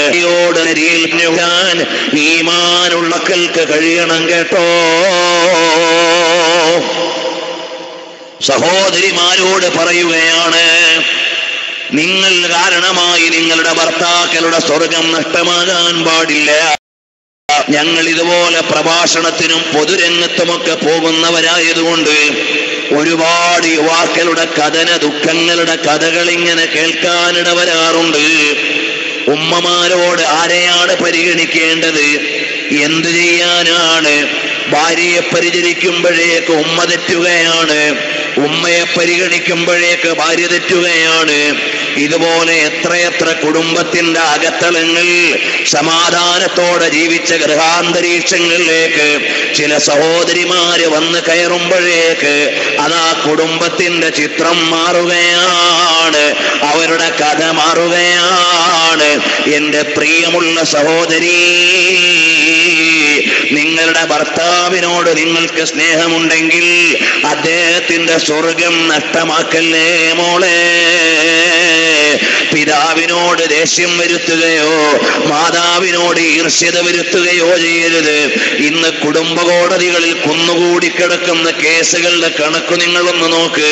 ഈ സമുദായത്തിന്റെ പെൺകുടികള് ഒന്ന് പറഞ്ഞ് രണ്ടിന് തെറ്റുമ്പോഴേക്ക് കോടതിപ്പടിയിൽ പോയി ഏതോ ഒരു വക്കീല് പറഞ്ഞു തരും, ഈ കേസ് ബലക്കണമെങ്കിൽ നിന്റെ ഭർത്താവിന്റെ ഉമ്മ നിന്നെ പീഡിപ്പിച്ചു എന്ന് എഴുതി വെക്കണം. കേസ് ശരിയാകണമെങ്കിൽ ഭർത്താവിന്റെ ഉമ്മ നിന്നെ വെട്ടുകത്തിയെടുത്ത് ആക്രമിക്കാൻ വന്നു എന്നെഴുതണം. അങ്ങനെ ഏതോ ഒരു വക്കീലിന്റെ വാക്ക് കേട്ട് കേസ് ജയിക്കണമെന്ന നിലക്ക് നൂറുകണക്കിന് കള്ള പീഡന കഥകൾ എഴുതി വെച്ച് കോടതിപ്പടികൾ കയറിയിറങ്ങുന്ന സഹോദരിമാരുടെ എണ്ണം എത്ര വലുതാണ്. എത്രയോ പ്രവാസികളായ സഹോദരന്മാരാണ് ഇടക്കിടക്ക് ഇങ്ങനെ വിളിക്കും, ഉസ്താദേ ഞാൻ എന്തു ചെയ്യാനാണ്, വല്ലാത്ത ഒരു വിഷമത്തിലാണ്, ഭാര്യ ആ കേസുമായി പോയിരിക്കുകയാണ്, മനസ്സിലറിയാത്ത ചിന്തിച്ചിട്ട് ഓർമ്മയില്ലാത്ത വളരെ വേദനയിലാണ്. എന്റെ വാപ്പയും എന്റെ ഉമ്മയും അവളെ ഒന്നും ചെയ്തിട്ടില്ല, ഞാനും അവളെ ആക്രമിച്ചിട്ടില്ല, അവളുടെ ചില താല്പര്യങ്ങൾ നടക്കാത്തതിന്റെ പേരിൽ ഞങ്ങളെ മുഴുവനും കോടതിപ്പടിയിൽ കയറ്റിയിറക്കുന്ന എത്രയെത്ര സഹോദരിമാരുള്ള ലോകമാണ് എന്റെ പെങ്ങളെ. ഈ ലോകം താൽക്കാലികമാണ്, ഇത് നൈമിഷികമാണ്. ഇവിടത്തെ കോടതികൾ അനന്തമായ സത്യത്തിന്റെ കോടതികളല്ല, കേവലമായ നീതിയുടെയോ ന്യായത്തിന്റെയോ കോടതിയാണ്. അതും മറികടക്കാവുന്ന നിയമങ്ങളുള്ള ലോകമാണ്. പണമുള്ളവന്റെ കൂടെ ആള് നിൽക്കുന്ന ലോകമാണ്. വക്കീലന്മാര് കേസ് ജയിക്കാൻ വേണ്ടി പച്ച പൊള്ളു വിളിച്ചു പറയുകയും എഴുതി വെക്കുകയും ചെയ്യുന്ന കാലമാണ്. ഇവിടെ കോടതിപ്പടികളിൽ ഈ സമുദായത്തിന്റെ പെൺകുടികള് പർദ്ദയിട്ടും ഇടാതെയും കയറിയിറങ്ങിയിട്ട് അതാ നിൽക്കുകയാണ് ഏതോ ഒരു ജഡ്ജിയുടെ മുന്നിൽ. എന്റെ ശബ്ദം ഇവിടെ ഇരുന്ന് കേൾക്കുന്നവരുണ്ടാകാം, ഓൺലൈനിലൂടെ വിദേശത്തിരുന്ന് കേൾക്കുന്നവരുണ്ടാകാം. അവരോടെല്ലാം പറയുകയാണ്, അല്ലാഹ് എന്ന അഹ്കമുൽ ഹാകിമീൻ, സർവാധിപതിയും സർവാധികാരിയും ഏറ്റവും വലിയ നീതിയുടെ അധിപനുമായ റബ്ബിന്റെ നോട്ടമുണ്ട്. ഈ ഒരു ചിന്ത വേണേ മോളെ. കഴിഞ്ഞ ഒരു 2-3 ആഴ്ചക്കുള്ളിൽ ഒരു 5-8 ആളുകൾ ഇത്തരം കേസുകളുമായി വിളിച്ചു. എന്തൊരു വേദനയാണ്. യാതൊരു അടിസ്ഥാനവുമില്ലാതെ ഒരു പെണ്ണ് പോയി വക്കീലിനോട് പറയാ, ഉടനെ വക്കീല് പറയും, ഈ കേസ് ബലക്കണോ നിന്നെ കയറി പിടിച്ചു എന്ന് എഴുതണം, ഈ കേസ് ജയിക്കണോ നിന്നെ പീഡിപ്പിച്ചു എന്ന് എഴുതണം, ഈ കേസ് ബലക്കണോ സ്ത്രീധനത്തിന്റെ പേരിൽ നിനക്കെതിരെ പീഡനം നടത്തി എന്ന് പറയണം. എന്നിട്ട് അവസാനം എവിടെയോ ഒരു പഞ്ചായത്ത് പറയാൻ വരുമ്പോൾ കൊടുക്കാത്ത തുക കൊടുത്തു എന്ന് പറഞ്ഞ് അപഹരിക്കാൻ നിൽക്കുന്ന എത്രയെത്ര കേസുകൾ. എനിക്കറിയുന്ന പാവപ്പെട്ട മുസ്ലിം ചെറുപ്പക്കാര് വളരെ അടുത്തറിയുന്നവരുണ്ട്. അവനതാ പാവപ്പെട്ട ഒരു പെൺകുട്ടി എന്ന നിലക്ക് എല്ലാം കൊടുത്ത് കല്യാണം കഴിച്ചു കൊണ്ടുവന്നു. അവരുടെ താല്പര്യങ്ങൾക്ക് നിൽക്കാത്തതിന്റെ പേരിൽ കേസും വഴക്കുമായി. അവസാനം പച്ചപ്പുള്ളി എഴുതി വെക്കുന്നു, കല്യാണത്തിന്റെ സമയത്ത് 50 പവൻ കൊടുത്തിട്ടുണ്ട്, അല്ലെങ്കിൽ 100 പവൻ കൊടുത്തിട്ടുണ്ട്, അതും അതിന്റെ നഷ്ടപരിഹാരവും എല്ലാം നൽകിയാൽ വിവാഹമോചനം ആകാം. ഇവിടത്തെ കോടതിയിൽ സർവാത്മന നീതി പുലരില്ല. ന്യായ കോടതികളാണ് ഇവിടെയുള്ളത്. വാദിക്കുമ്പോൾ ജയിക്കുന്നവർക്കനുസരിച്ചാണ് വിധി വരുന്നത്. അടിസ്ഥാനപരമായ സത്യം വെളിപ്പെടുത്താൻ എല്ലാ കേസിലും ഈ ലോകത്ത് സാധ്യമല്ല. പ്രിയമുള്ളവരെ, അറിയണം, ഈ നിലയിൽ കാര്യങ്ങൾ കിടക്കുമ്പോൾ അവിടെയുള്ള ജഡ്ജിമാരുടെ ചിന്തകൾക്ക്, വാദിക്കുന്ന വക്കീലിന്റെ തന്റെ ഇടത്തിന്, ചിലപ്പോൾ നന്നായി കളവ് പറയാൻ പറ്റുന്ന വക്കീലിന് ഒക്കെ അനുസരിച്ചുകൊണ്ട് ഇവിടെ വിധിവിലക്കുകൾ മാറി മാറി വരുമ്പോൾ അടിസ്ഥാനപരമായി സമുദായത്തിന് വന്നുപോയതെന്താണ്?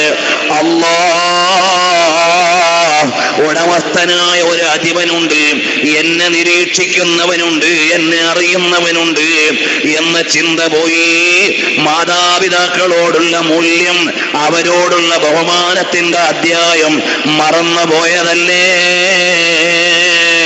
ചില സ്ഥലങ്ങളിലൊക്കെ ഭർത്താവിന്റെ മാതാവ് ചിലപ്പോൾ മകനോടുള്ള സ്നേഹം പരിഗണിക്കാതെ മരുമകളോട് രൂക്ഷമായി പെരുമാറുന്നുണ്ടാകാം.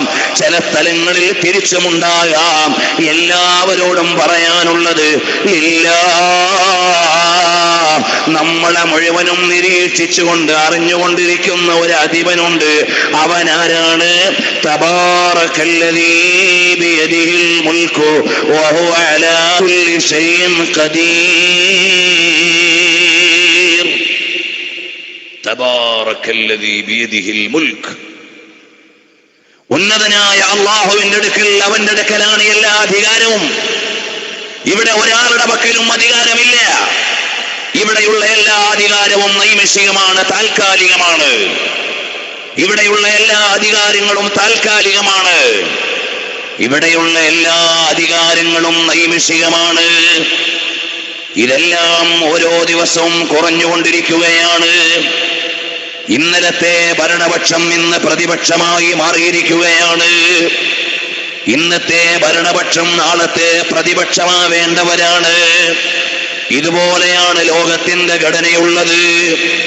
എത്ര വലിയ ഭരണാധികാരിയായാലും, എത്ര വലിയ നേതാവായാലും, അള്ളാഹുവിന്റെ വിളിയങ്ങ് വന്നാൽ പിന്നെ ഒരു കടുകിട ചലിക്കാൻ അധികാരമില്ല.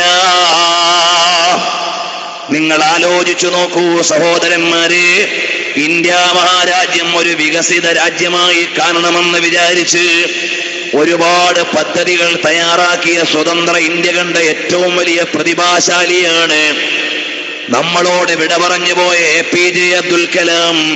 അദ്ദേഹത്തിന്റെ പ്രസംഗം മുഴുമിപ്പിക്കാൻ കഴിഞ്ഞില്ല. അദ്ദേഹത്തിന് അറിയില്ല എപ്പോഴാണ് ഇവിടുന്ന് യാത്രയെന്ന്. ഇന്ത്യ മഹാരാജ്യം കണ്ട ഏക പ്രതിഭയാണ്. അദ്ദേഹത്തെ വെല്ലുന്ന ഒരാൾ ഇന്ത്യ മഹാരാജ്യ സ്വതന്ത്ര ഭാരതത്തിൽ വന്നിട്ടില്ല. കാരണം എന്ത്? പ്രതിരോധത്തിലും ശാസ്ത്രത്തിലും ഭരണത്തിലും ഒരുപോലെ കൈകാര്യം ചെയ്ത ഒരു പ്രതിഭയും ഇന്ന് വരെ ഇന്ത്യയിൽ കടന്നു വന്നിട്ടില്ല. അത്രയും അതുല്യമായ വ്യക്തിത്വമുള്ള ആളാണ്. പക്ഷേ അദ്ദേഹവും അല്ലാഹുവിന്റെ അടിമയാണ്. അദ്ദേഹത്തിന്റെ ജനനസമയം തീരുമാനിച്ചത് അദ്ദേഹമല്ലാത്തതുപോലെ മരണസമയം തീരുമാനിക്കാൻ അദ്ദേഹത്തിന് അധികാരമുണ്ടായില്ല. എല്ലാവരുടെയും അധികാരി അല്ലാഹുവാണ്. എല്ലാവരുടെയും ഉടമസ്ഥൻ അല്ലാഹുവാണ്. പ്രിയമുള്ളവരെ, അറിയണം, ഓരോ ദിവസവും നമ്മൾ അറിഞ്ഞുകൊണ്ടിരിക്കുന്ന മരണവാർത്തകൾ എത്ര വേദനാജനകമാണ്. ഓരോ ദിവസവും നമ്മളുടെ മുന്നിലേക്ക് വന്നുകൊണ്ടിരിക്കുന്ന അപകട വാർത്തകൾ. ഈ വേദിയും ഒരുക്കിയിട്ടുള്ളത് നല്ല ഒരു ചെറുപ്പക്കാരന്റെ പേരിലാണ്. പഠന കാലയളവിൽ അപകടത്തിൽ മരണപ്പെട്ടുപോയ ഒരു കൂട്ടുകാരന്റെ പേരിലാണ്. അല്ലാഹു അദ്ദേഹത്തിന്റെ ഖബർ സ്വർഗമാക്കട്ടെ. ഈ കഴിഞ്ഞ ആഴ്ചയിൽ എന്നെ വളരെ വേദനിപ്പിച്ച ഒരു മരണമുണ്ട്. പ്രവാസി സഹോദരങ്ങൾ വിളിച്ചു പറയുമ്പോൾ ഏറെയേറെ വേദന വരികയാണ്. അതാ UAE-യിലെ ഷെയ്ഖ് സായിദ് റോഡിൽ വെച്ച് നടന്ന അപകടത്തിൽ പേരാമ്പ്ര അടുത്തുള്ള ഒരു സഹോദരൻ ഷമീർ എന്ന സഹോദരനും ആയിഷ എന്ന 2 വയസ്സുള്ള കുഞ്ഞുമോളും, അതാ കുടുംബം, ഭാര്യയും ഭർത്താവും മകളും അടങ്ങുന്ന കുടുംബം മറ്റൊരു കൂട്ടുകാരന്റെ ഭാര്യയെ ഹോസ്പിറ്റലിലേക്ക് കൊണ്ടുപോകുന്ന വഴിയാണ്. വളരെ വേഗതയിൽ സഞ്ചരിക്കുന്ന റോഡാണ് ഷെയ്ഖ് സായിദ് റോഡ്. ആ റോഡിൽ വെച്ചൊരു ആക്സിഡന്റിൽ ഈ വാപ്പയും 2 വയസ്സുള്ള മകളും മരണപ്പെട്ടുപോയി. പ്രവാസ ജീവിതത്തിലെ വലിയ സ്വപ്നമാണ് നാട്ടിൽ ഒരു വീടുണ്ടാക്കിയിട്ട് താമസിക്കൽ. അതിനുള്ള അവസരം ഉണ്ടാകുന്നതിന് മുമ്പ് നല്ല ചെറുപ്പക്കാരൻ അല്ലാഹുവിന്റെ വിളി വരികയാണ്. തടുക്കാൻ ആർക്കും സാധ്യമല്ല.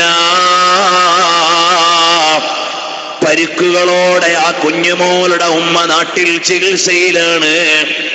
അതാ ചികിത്സിക്കാൻ കൊണ്ടുപോയ ആ സഹോദരി കഴിഞ്ഞ ദിവസം വിളിക്കുമ്പോഴും വെന്റിലേറ്ററിലാണ്.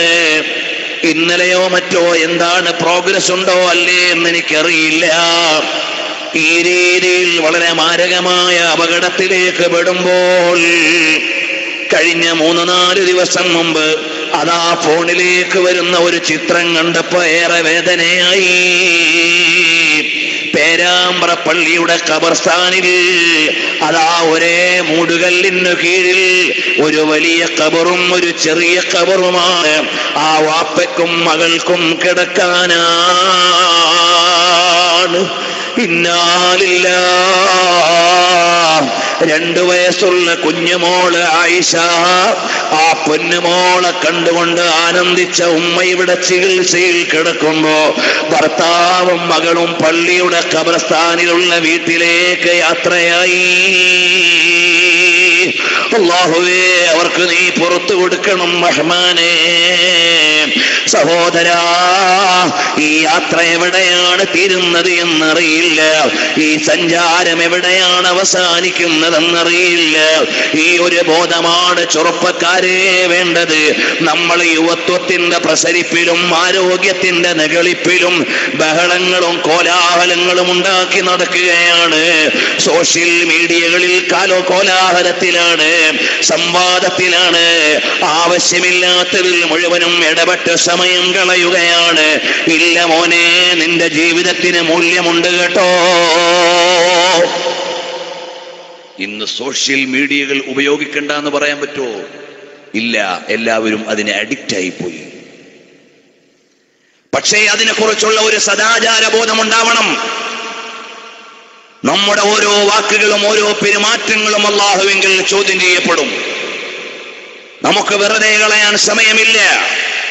ടൈം പാസ് എന്നതൊരു മുസ്ലിമിന്റെ അജണ്ടയിലില്ല. കാരണം ടൈം എന്ന് പറഞ്ഞാൽ നമ്മുടെ ലൈഫാണ്. Life equal to time. ജീവിതം എന്ന് പറഞ്ഞാൽ നമ്മുടെ സമയമാണ്. അത് വെറുതെ കളയാനില്ല, പാസ് ചെയ്തു കളയാനില്ല. മനുഷ്യന്റെ ജീവിതം അമൂല്യമാണ് മോനെ. ഈ ജീവിതം കൊണ്ടാണ് സൂഫികൾ, ഔലിയാക്കൾ ഉന്നതന്മാരായി മാറിയത് മോനെ. ഇതേ സമയമാണ് അല്ലാഹുവിലേക്ക് നമുക്ക് അടുക്കാനുള്ള സൽക്കർമ്മങ്ങൾ ചെയ്യാനുള്ളത് മോനെ. ഇവിടത്തെ കാണുന്നതെല്ലാം നാളെ നീ വിട്ടൊഴിഞ്ഞു പോകേണ്ടതാണ്. ഇവിടുത്തെ ഗാനങ്ങൾ മുഴുവനും കേട്ട് തീരാനുള്ളതാണ്. ഇവിടുത്തെ സ്ത്രീകളുടെ സൗന്ദര്യം മുഴുവനും അവസാനിക്കുന്നതാണ്. ഇവിടുത്തെ പുരുഷന്റെ കാന്തി മുഴുവനും തീരുന്നതാണ്. ഇവിടുത്തെ കാഴ്ചകളുടെ സൗന്ദര്യം മുഴുവനും അവസാനിക്കുന്നതാണ്. അതേ സമയത്തിന്റെ പ്രിയമുള്ള ചെറുപ്പക്കാരാ, നീ തെരുവോരങ്ങളിൽ തള്ളിത്തീർക്കുന്ന സമയങ്ങളും സോഷ്യൽ മീഡിയയിൽ അഥവാ നിന്റെ കൈപ്പെരുമാറ്റം നടത്തിയിട്ട് അവസാനിപ്പിക്കുന്ന സമയങ്ങളും നീ സൽക്കർമ്മങ്ങൾ ചെയ്താൽ നിനക്ക് വേണ്ടി ഒരു വീടൊരുക്കി വെച്ചിട്ടുണ്ട്. എവിടെയെന്നറിയുമോ? യജന്നത്തുൻ ത്വാബതു വത്വാബ നഈമുഹാ വനഈമുഹാ ബാഖിൻ വലൈസ ബിഫാനി. ചിലപ്പോ ചില ചെറുപ്പക്കാർ വിചാരിക്കും ഈ മൊയ്ലിയമാർക്ക് ലോകമൊന്നും തിരിഞ്ഞിട്ടില്ല, അതുകൊണ്ടാണ് ഞങ്ങളെപ്പോലെ പരിഷ്കാര കുപ്പായ ഇടാതെ ക്ലബ്ബുകളിൽ ആടാൻ വരാതെ അവിടെ ഇവിടെയും കറങ്ങിത്തിരിയാൻ വരാതെ ഇങ്ങനെ ജീവിച്ചു പോണത് ലോകം തിരിയായിട്ടാണ് എന്ന് ചിലർ മനസ്സിലാക്കി പോയി. അവർക്ക് ലോകം തിരിഞ്ഞിട്ടില്ല. എന്താണ് കാരണം? ഈ ലോകത്തിന്റെ റിയാലിറ്റി അറിയലാണ് ഏറ്റവും വലിയ ബുദ്ധിമാന്റെ ആവശ്യം. ഒരു ബുദ്ധിമാൻ മനസ്സിലാക്കണം, what is life, what is the earthly life or the ultimate aim of our life. നമ്മുടെ ജീവിതത്തിന്റെ ഭൗതികമായ ജീവിതം എന്താണ്, ഇതിന്റെ ആത്യന്തികമായ ലക്ഷ്യം എന്താണ്, ഇതറിയാനുള്ള ബോധം നമുക്കുണ്ടാവണം. ഇവിടെ ജനിച്ചവരെല്ലാം മരിച്ചുകൊണ്ടിരിക്കുന്നു. പിന്നെ ഇവിടെ എന്തിനു വേണ്ടി ഓടുക? ഇവിടെയുള്ള എല്ലാ ജനനങ്ങളും മരണത്തിന്റെ തുടക്കമാണ്. അപ്പോൾ ഇവിടെ എന്നും ജീവിക്കാമെന്ന് ചിന്തിക്കുന്നവൻ ബുദ്ധിമാനല്ല. ഈ ലോകത്തിനൊരു ഉടമസ്ഥനുണ്ട്, അതുകൊണ്ടാണ് ഇത് കൃത്യമായി സഞ്ചരിക്കുന്നത്. അവന് അധികാരമുണ്ട്, അതുകൊണ്ടാണ് അവൻ തീരുമാനിച്ചത് മാറ്റാൻ നമുക്ക് കഴിയാത്തത്. എത്രയോ ആളുകൾ ക്യാൻസർ രോഗികളായി നടക്കണ്. അള്ളാഹുവിന്റെ തീരുമാനമാണ്. മാറ്റാൻ ഇവിടെ ഒരു ശക്തിക്കും കഴിയണില്ല. മാറ്റാൻ ഇവിടെ ഒരു ശക്തിക്കും കഴിയണില്ല. തിരുവനന്തപുരത്ത് RCCയിലേക്ക് ചെല്ലുമ്പോൾ പ്രിയമുള്ളവരെ, മരണത്തിന്റെ തീയതി കാത്തുകൊണ്ട് ജാതി മത വർഗ വർണ്ണ വൈജാത്യങ്ങൾക്ക് അതീതമായ ആബാലവൃദ്ധം ജനങ്ങളെ കാണാൻ കഴിയും. എല്ലാവരും അള്ളാഹുവിന്റെ ഖലായിൽ വീണ് കിടക്കുകയാണ്. അള്ളാഹു തആല കാത്തുരക്ഷിക്കുമാറാകട്ടെ. രാത്രി 11:15 കോഴിക്കോട് നിന്ന് പോണ മലബാർ എക്സ്പ്രസിൽ തിരുവനന്തപുരത്തേക്ക് ചെല്ലുമ്പോ ഈ ഭാഗത്ത് നിന്ന് വരുന്ന എത്രയോ ക്യാൻസർ രോഗികളാണ്. ഇന്നാലില്ലാഹ്. അവിടെ ചെന്നിട്ട് സ്വന്തം രോഗം കൊണ്ട്, അല്ലെങ്കിൽ ഭർത്താവിന്റെ രോഗം കൊണ്ട്, മക്കളുടെ രോഗം കൊണ്ട്, കുടുംബത്തിന്റെ രോഗം കൊണ്ട് എല്ലാം വിട്ട് നഷ്ടപ്പെട്ടു പോയി.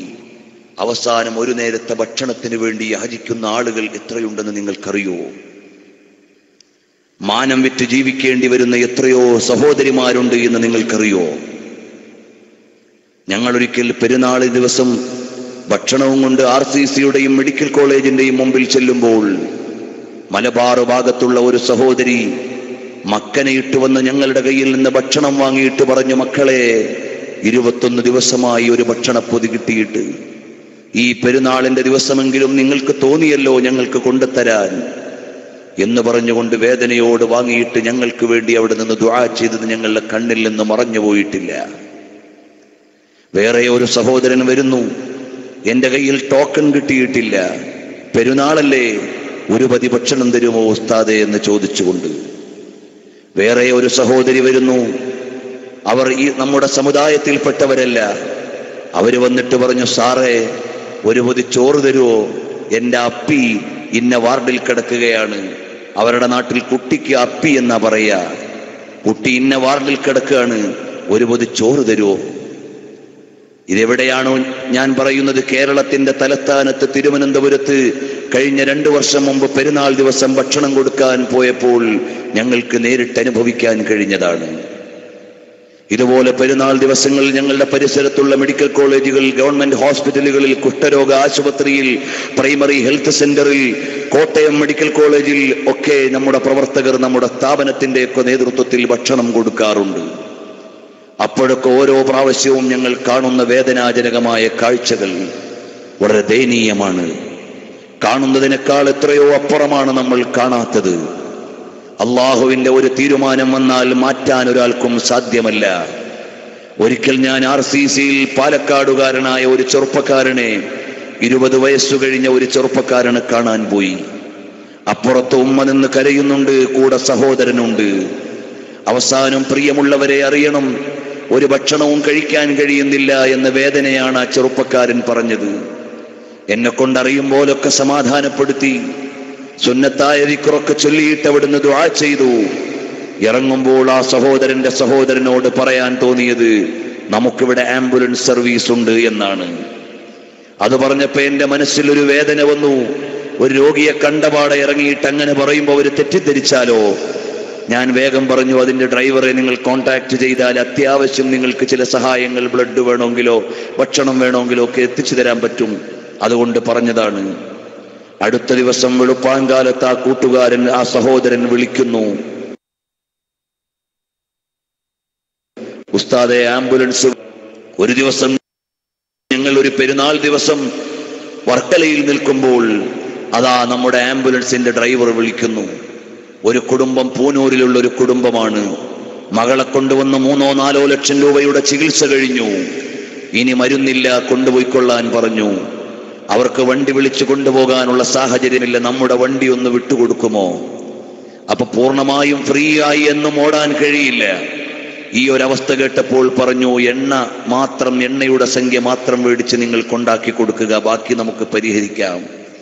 അപ്പോഴവര് പറഞ്ഞു, എണ്ണയ്ക്കുള്ള സംഖ്യയും ഞങ്ങളുടെ കയ്യിലില്ല. ഉടനെ വിളിച്ചപ്പോ എന്ത് ചെയ്യും? എന്റെ കൂടെയുണ്ടായിരുന്നൊരു പ്രവാസി സഹോദരൻ പറഞ്ഞു, ഞാൻ അതിന്റെ എണ്ണയ്ക്കുള്ള പൈസ തരാം, ആ കുട്ടിയെ കൊണ്ടാക്കി കൊടുക്കട്ടെ എന്ന്. അപ്പോ ഒരു സമാധാനമായി ഡ്രൈവറോട് പറഞ്ഞു, നിങ്ങൾ കൊണ്ടാക്കി കൊടുത്തിട്ട് വരൂ. ആ കുട്ടിയും കൊണ്ട് പോവാണ്. കോഴിക്കോട് ജില്ലയിലെ പൂനൂരിലേക്ക് വരികയാണ് തിരുവനന്തപുരത്ത് നിന്ന്. കുറെ കാതങ്ങൾ ഇങ്ങോട്ട് വന്നപ്പോഴും കൂടെയുള്ളവർ വഴിയിൽ നിന്ന് ഭക്ഷണം കഴിക്കാനോ വെള്ളം കുടിക്കാനോ ഒന്നും ഇറങ്ങാൻ പറയുന്നില്ല. ഡ്രൈവർ നമ്മുടെ ഒരു സംഘടനാ പ്രവർത്തകനാണ്. ചോദിച്ചു എന്താണെന്ന്. അപ്പോഴാണ് ഏറ്റവും വലിയ വേദന അറിയുന്നത്, ഒരു വെള്ളം കുടിക്കാനുള്ള പൈസ പോലും അവരുടെ പക്കലില്ല എന്ന്. പിന്നീട് അദ്ദേഹം അത് അത്യാവശ്യം പരിഹരിച്ചു കൊണ്ടാക്കിയിട്ട് വന്നു. ആ കുട്ടി ഇന്ന് ജീവിച്ചിരിപ്പുണ്ടോ ഇല്ലേന്നൊന്നും എനിക്കറിയില്ല. ഇതുപോലെ എത്രയെത്ര വേദനാജനകമായ കാഴ്ചകളാണ് ഓരോ ദിവസവും നമ്മുടെ മുമ്പിൽ കടന്നു പോകുന്നത്. ഇതെല്ലാം നമ്മളോട് പറഞ്ഞു തരുന്നത്, അല്ലാഹു സുബ്ഹാനഹു വ തആല ഒരു തീരുമാനമെടുത്താൽ, അല്ലാഹു സുബ്ഹാനഹു വ തആല നമുക്കൊരു രോഗം നൽകിയാൽ അത് തടുക്കാൻ ആർക്കും സാധ്യമല്ല. അള്ളാഹുവിന്റെ ഒരു പരീക്ഷണം വന്നാൽ അത് മാറ്റിവെക്കാൻ ആർക്കും സാധ്യമല്ല. അതുകൊണ്ട് എന്റെ പ്രിയമുള്ള യുവാവേ, എപ്പോഴും ഞാനും നിങ്ങളും അല്ലാഹ് എന്ന ഉടമസ്ഥനെ കുറിച്ചുള്ള ആലോചനയുണ്ടാവണം. അല്ലാഹ് എന്ന ചിന്തയിൽ ജീവിക്കണേ. അള്ളാഹുവിന്റെ തീരുമാനം വന്നാൽ തടുക്കാൻ ആർക്കും സാധ്യമല്ല. അള്ളാഹു ഒരു അനുഗ്രഹം നൽകിയാൽ അത് നീക്കാൻ ആർക്കും സാധ്യമല്ല. അള്ളാഹു ഒരു രോഗം നൽകിയാൽ അത് മാറ്റാൻ ആർക്കും സാധ്യമല്ല. അതാ ഒരു മുസ്ലിം ചെറുപ്പക്കാരൻ ബൈക്ക് ആക്സിഡന്റിൽ മരിച്ചു വീഴുകയാണ്. അവന്റെ ചെവിയിൽ നിന്ന് ഇയർഫോൺ എടുക്കുന്ന നേരത്തെ സിനിമാ ഗാനമാണ് കേട്ടുകൊണ്ടിരുന്നത്. ഇന്നാ ലില്ലാഹ്. അതുകൊണ്ട് എന്റെ പ്രിയമുള്ള ചെറുപ്പക്കാരോട് വിനയത്തിന്റെ ഭാഷയിൽ പറയുകയാണ്, നമ്മളുടെ സോഷ്യൽ മീഡിയ വിനിയോഗങ്ങൾ അള്ളാഹുവിന് പൊരുത്തമുള്ളതാകണം. സത്യസന്ധമല്ലാത്ത കാര്യങ്ങൾ നീ ഷെയർ ചെയ്യാൻ പാടില്ല. നിനക്ക് വിവരമില്ലാത്ത കാര്യങ്ങളിൽ നീ ഇടപെടാൻ പാടില്ല. ഒരാളെയും മാനം കെടുത്താൻ നീ ശ്രമിക്കാൻ പാടില്ല. ഒരു മുസ്ലിമിന്റെ അഭിമാനവും നീ പിച്ച് ചീന്താൻ പാടില്ല. അവഹേളിച്ചുകൂടാ. സോഷ്യൽ മീഡിയയുടെ ഏറ്റവും വലിയ ദുരന്തം എന്താ? എല്ലാവരും വിചാരിക്കുന്നത് ഞാനാ ഖാദി, ഞാനാ മുഫ്തി, ഞാനാ തീരുമാനം എടുക്കേണ്ടതെന്നാ. ഓരോരുത്തരും ഇടപെടുന്ന ഞാനാ തീരുമാനം എടുക്കേണ്ടെന്നുള്ള സ്വഭാവത്തിലാണ്. അതാണ് ഇന്നത്തെ സോഷ്യൽ മീഡിയയുടെ ഏറ്റവും വലിയ ദുരന്തം. ഞാനാണ് തീരുമാനിക്കേണ്ടത് ഈ വിഷയത്തിൽ, ഞാനാണ് ഈ വിഷയത്തിലെ മതവിധി ലോകത്തിന് അറിയിക്കേണ്ടത്. ആളുകളെ വിളിക്കുകയും ആളുകളെ തെറ്റിദ്ധരിപ്പിക്കുകയും അവരുടെ ശബ്ദങ്ങളോ മറ്റോ റെക്കോർഡ് ചെയ്യുകയും അതിൽ ചിലപ്പോൾ കൈക്രിയകൾ നടത്തുകയും ചെയ്യുന്ന ആളുകൾ, അങ്ങനെ സോഷ്യൽ മീഡിയയുടെ ദുരുപയോഗങ്ങൾ വ്യാപകമായി വരുന്ന കാലമാണ്. എന്റെയും നിങ്ങളുടെയും ഒക്കെ മനസ്സിൽ ഉണ്ടാകേണ്ട ചിന്ത, ഏത് മേഖലയിലായാലും ഏത് മീഡിയയിലായാലും അല്ലാഹ് എന്ന ചിന്ത നമ്മൾ നിന്ന് വിട്ടുപോകാൻ പാടില്ല. അള്ളാഹുവിന്റെ വജ്ഹിന് വേണ്ടി നമ്മൾ ചെയ്യുന്നത് മുഴുവനും അള്ളാഹുവിങ്കിൽ നമുക്ക് പ്രതിഫലമുള്ള കാര്യമാണ്. അതല്ലേ ഈ ചെറുപ്പക്കാരൻ പറയുന്നത്, ഇൻ കുന്തു ഫഅൽതു ദാലിക ലിമർളാതിക ഫർരിജ് അന്നാ മാ നഹ്നു ഫീഹ്. പടച്ചവനെ, ഞാൻ ഈ എന്റെ മാതാപിതാക്കളെ ആദരിച്ച് സ്നേഹിച്ചത് നിന്റെ പൊരുത്തത്തിന് വേണ്ടിയാണെങ്കിൽ നീ ഞങ്ങളെ ഈ പ്രയാസത്തിൽ നിന്ന് രക്ഷപ്പെടുത്തണേ റബ്ബേ. രണ്ടാമത്തെ ആൾ ആലോചിച്ചു, പടച്ചവനെ, എന്റെ ജീവിതത്തിൽ ഒരു സൽക്കർമ്മം എന്താണ് ബാക്കിയുള്ളത്?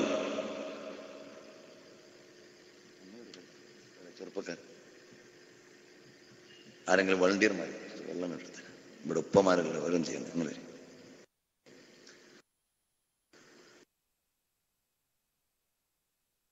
അപ്പോൾ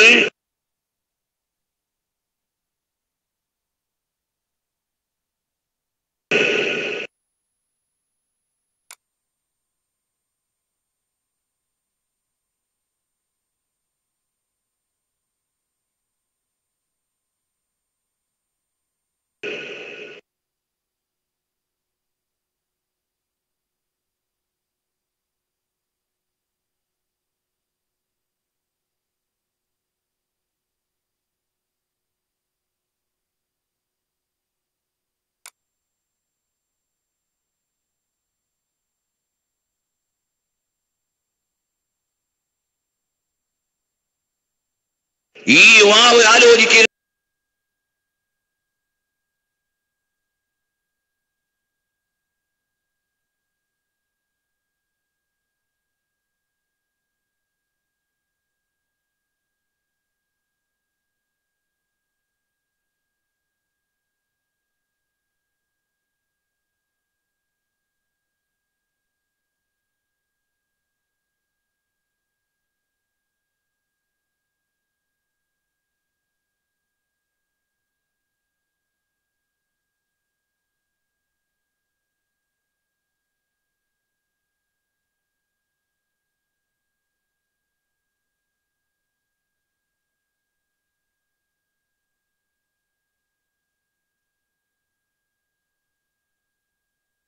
എന്റെ ജീവിതത്തിൽ എന്താണ്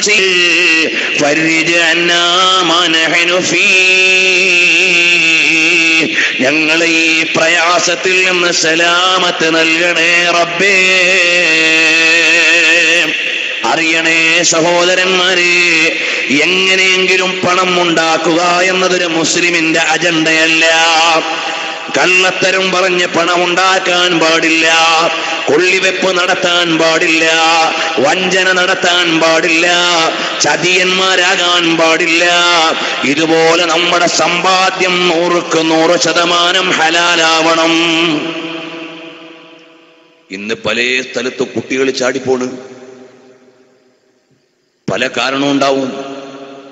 അതിൽ ചില കാരണം ആ മാതാപിതാക്കളുടെ സദാചാര ജീവിതത്തിൽ വന്നുപോയ, അല്ലെങ്കിൽ ജീവിതത്തിലെ സദാചാരക്കുറവായിരിക്കും. ചിലപ്പോൾ അവര് കഴിക്കുന്ന ഭക്ഷണം ഹലാലല്ലാത്തതിന്റെ പേരിലായിരിക്കും. ഭാര്യ മക്കൾക്ക് ഹലാലല്ലാത്ത ഭക്ഷണം കൊടുക്കുന്നവൻ അവരോട് അക്രമം ചെയ്യുന്നവനാണ്.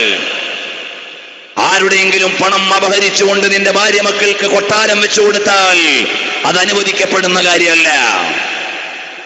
പലിശയിൽ നിന്നുണ്ടാക്കുന്നത് നമുക്ക് സ്വീകാര്യമായ സമ്പത്തല്ല. ഗൾഫിലേക്ക് ചെല്ലുമ്പോ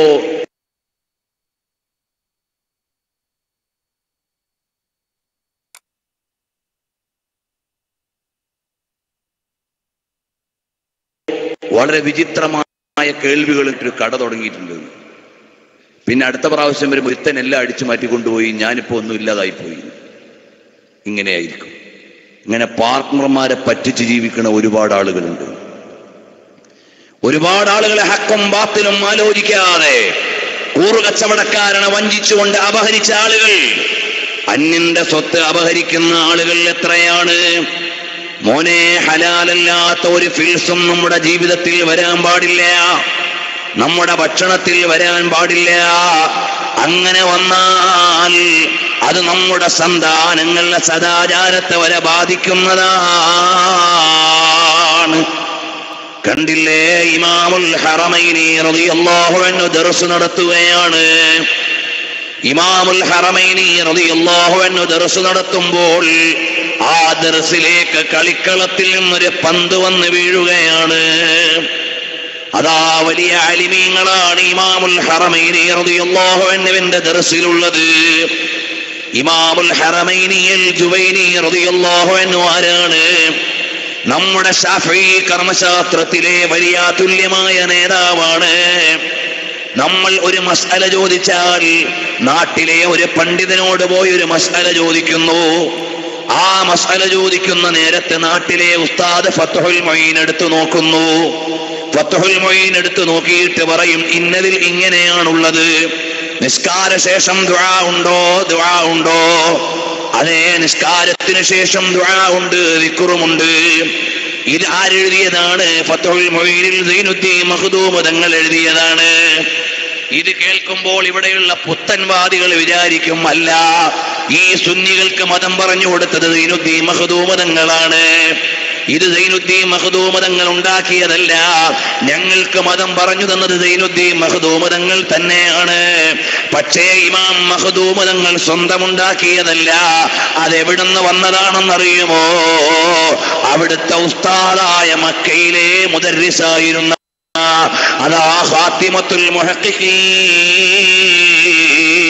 അൽ ഹാഫിൾ ഇബ്നു ഹജർ അൽ ഹൈതമി റളിയല്ലാഹു അൻഹു എഴുതി വെച്ചതാണ്. അതിൽ നിന്നാണ് മഹാനായ സൈനുദ്ദീൻ മഖ്ദൂം തങ്ങൾ തുഹഫ എഴുതിയത്. അപ്പോൾ ഇവിടുത്തെ പുത്തൻവാദികൾ ചോദിക്കും, അല്ല, നിങ്ങൾക്ക് മതമുണ്ടാക്കി തന്നത് ഇബ്നു ഹജർ തങ്ങളാണോ? അല്ല, അല്ല, ഇബ്നു ഹജർ തങ്ങൾ പറഞ്ഞു തന്നതാണ്, ഉണ്ടാക്കിയത് എവിടുന്നല്ല. അവിടുന്ന് എഴുതിയ മസ്അലകൾ മുഴുവനും മിൻഹാജ് എന്ന ഗ്രന്ഥത്തിന്റെ വ്യാഖ്യാനമാണ് തുഹഫ. ഈ മിൻഹാജ് എഴുതിയതാരാണ്? അതാ പരിശുദ്ധമായ ജീവിതത്തിന്റെ പര്യായമായ ഇമാമുൻ നവവി റളിയല്ലാഹു അൻഹു എഴുതിയതാണ്. ഇമാം നവവി റളിയല്ലാഹു അൻഹുവിന്റെ ജീവിതമെന്ന് പറഞ്ഞാൽ ഒരു കറാഹത്ത് പോലും വരാത്ത ജീവിതമാണ്. അപ്പോൾ നിങ്ങൾ ചോദിക്കും, ഇമാം നവവിയാണോ നിങ്ങളുടെ മതമുണ്ടാക്കിയത് റഹിമഹുല്ലാഹ്? അല്ല, അല്ല, ഇമാം നവവി റഹ്മത്തുള്ളാഹി അലൈഹി അവിടുന്ന് എഴുതിയത് ഇമാം റാഫി റളിയല്ലാഹു അൻഹുവിന്റെ ഗ്രന്ഥത്തിന്റെ വ്യാഖ്യാനമാണ്.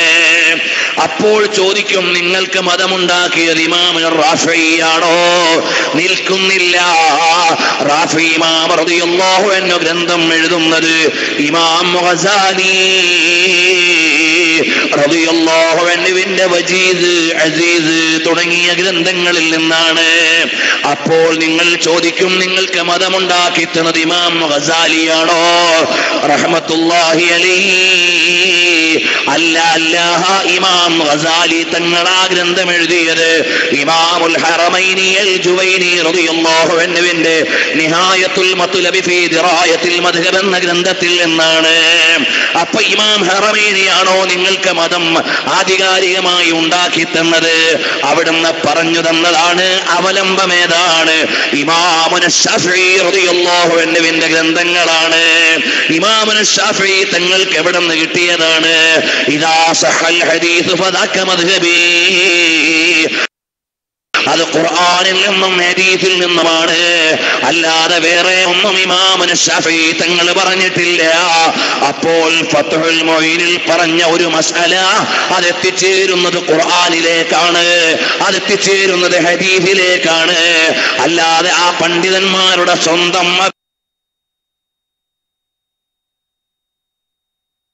അഭിപ്രായമല്ല. വിദ്അത്തുകാർക്കും പിണരല്ല. സുന്നത്ത് ജമാഅത്തിന്റെ വിരോധികൾക്ക് മതത്തിന്റെ ചരിത്രം അറിയില്ല, ഇസ്ലാമിന്റെ പാരമ്പര്യം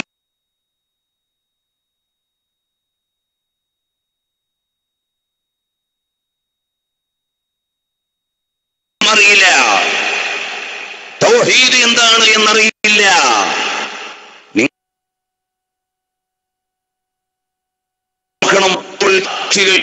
ജമാഅത്തിന്റെ ആളുകളെ മുഴുവൻ ആക്രമിക്കുക. ഇവിടെ ചില പ്രണങ്ങളെയും വരുന്നു.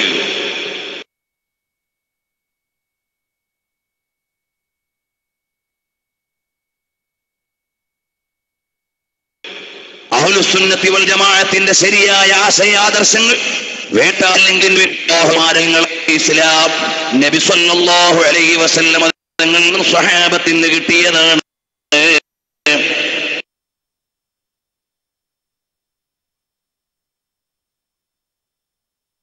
അവിടെ നിന്ന് കൃത്യമായ ഒരു സാധാരണക്കാരായ ജനങ്ങളോട് വളരെ വിനയത്തിന്റെ ഭാഷയിൽ അറിയിക്കുകയാണ്.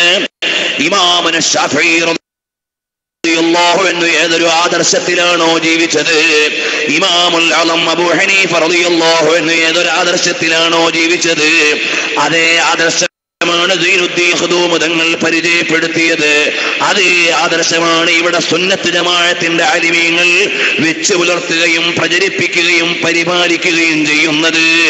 അതിൽ നിന്ന് വഴിമാറി സഞ്ചരിക്കുന്നതെല്ലാം തെറ്റായ ആശയത്തിലേക്ക് പോയവരാണ്. ഈ തെറ്റായ ആശയത്തിന്റെ ആളുകളാണ് ലോകത്ത് മുഴുവനും ഇസ്ലാമിനെ ഭീകരവാദമാക്കി മാറ്റിയത്. ഇപ്പൊ നിങ്ങൾ നോക്ക്, ഇസ്ലാമിന്റെ കക്ഷികൾ രണ്ട് ചേരിയായി യുദ്ധം നടക്കുക ലോകത്തെല്ലായിടത്തും. യമനിൽ ആരൊക്കെ തമ്മിലാ യുദ്ധം? പേര് നോക്കിയാൽ മുസ്ലിങ്ങൾ തമ്മിലാ. ഈജിപ്തിൽ ആരൊക്കെ തമ്മിലാ പ്രശ്നം? പേര് നോക്കിയാൽ മുസ്ലിങ്ങൾ തമ്മിലാണ്. അതുപോലെ സിറിയയിൽ ആരൊക്കെ തമ്മിലാണ് യുദ്ധം? പേര് നോക്കിയാൽ മുസ്ലിങ്ങൾ തമ്മിലാണ്. ഈ ലോകത്ത് മുഴുവനും യുദ്ധം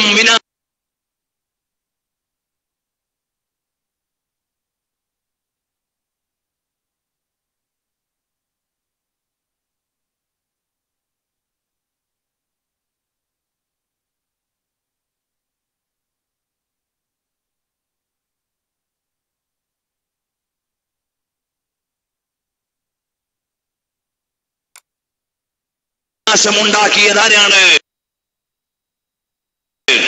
സാക്ഷാൽ വഹാബിസം എന്ന തീവ്രവാദി പ്രസ്ഥാനം. അതേ സമയത്ത് മുഹമ്മദ് ബിൻ അബ്ദുൽ വഹാബ് കൊണ്ടുവരികയും പ്രചരിപ്പിക്കുകയും അയാളുടെ അനുയായികൾ കേരളത്തിൽ കൊണ്ടുവരികയും ചെയ്ത ഇസ്ലാമിന്റെ പേരിൽ അവർ കൊണ്ടുവന്നത് ഭീകരവാദമാണ്, തീവ്രവാദമാണ്.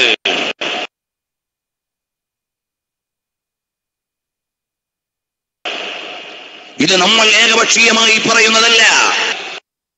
അലീം മംദാനി അദ്ദേഹത്തിന്റെ ഗുഡ് മുസ്ലിം ആൻഡ് ബാഡ് മുസ്ലിമിൽ എഴുതിയത് വായിക്കുക.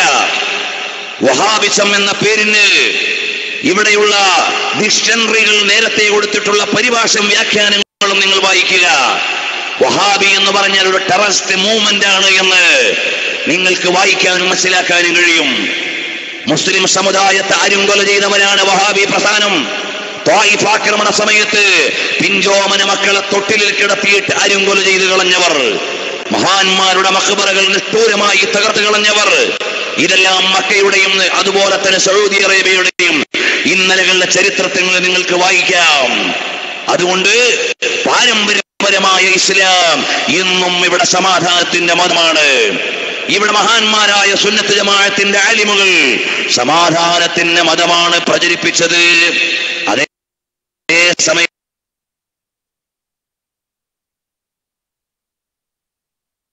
ആഗോളം മുസ്ലിങ്ങളല്ലേ പേര് വരുമ്പോൾ പത്രത്തിൽ കാണുന്നത്. ഇന്നലെ നിങ്ങളെല്ലാവരും ഒരു ന്യൂസ് കണ്ട് ഞെട്ടിയിട്ടുണ്ടാകും. ഇന്നലത്തെ ഹിന്ദു ഡെയിലി ന്യൂസ് പേപ്പറിൽ നിങ്ങൾ നോക്കിയാൽ കാണാം, IS 5 ഷീകളെ തീയുടെ മേലെ കെട്ടിത്തൂക്കിയിട്ട് കൊന്നുകളയുന്ന വാർത്ത ഇംഗ്ലീഷ് പത്രം റിപ്പോർട്ട് ചെയ്തു, മറ്റു പല മീഡിയകളിലും വന്നു. എത്ര ക്രൂരമായ പ്രചരണങ്ങളാണ്, ഇസ്ലാമിനെ തെറ്റിദ്ധരിപ്പിക്കാനുള്ള സാഹചര്യങ്ങളാണ്. അതിന്റെ പിന്നിൽ അമേരിക്ക പോലെയുള്ളവരുടെ ശക്തികൾ പ്രവർത്തിക്കുന്നുണ്ടാകാമെന്ന് വായിക്കാൻ അറിയുന്നവർ തന്നെയാണ് ഞങ്ങൾ.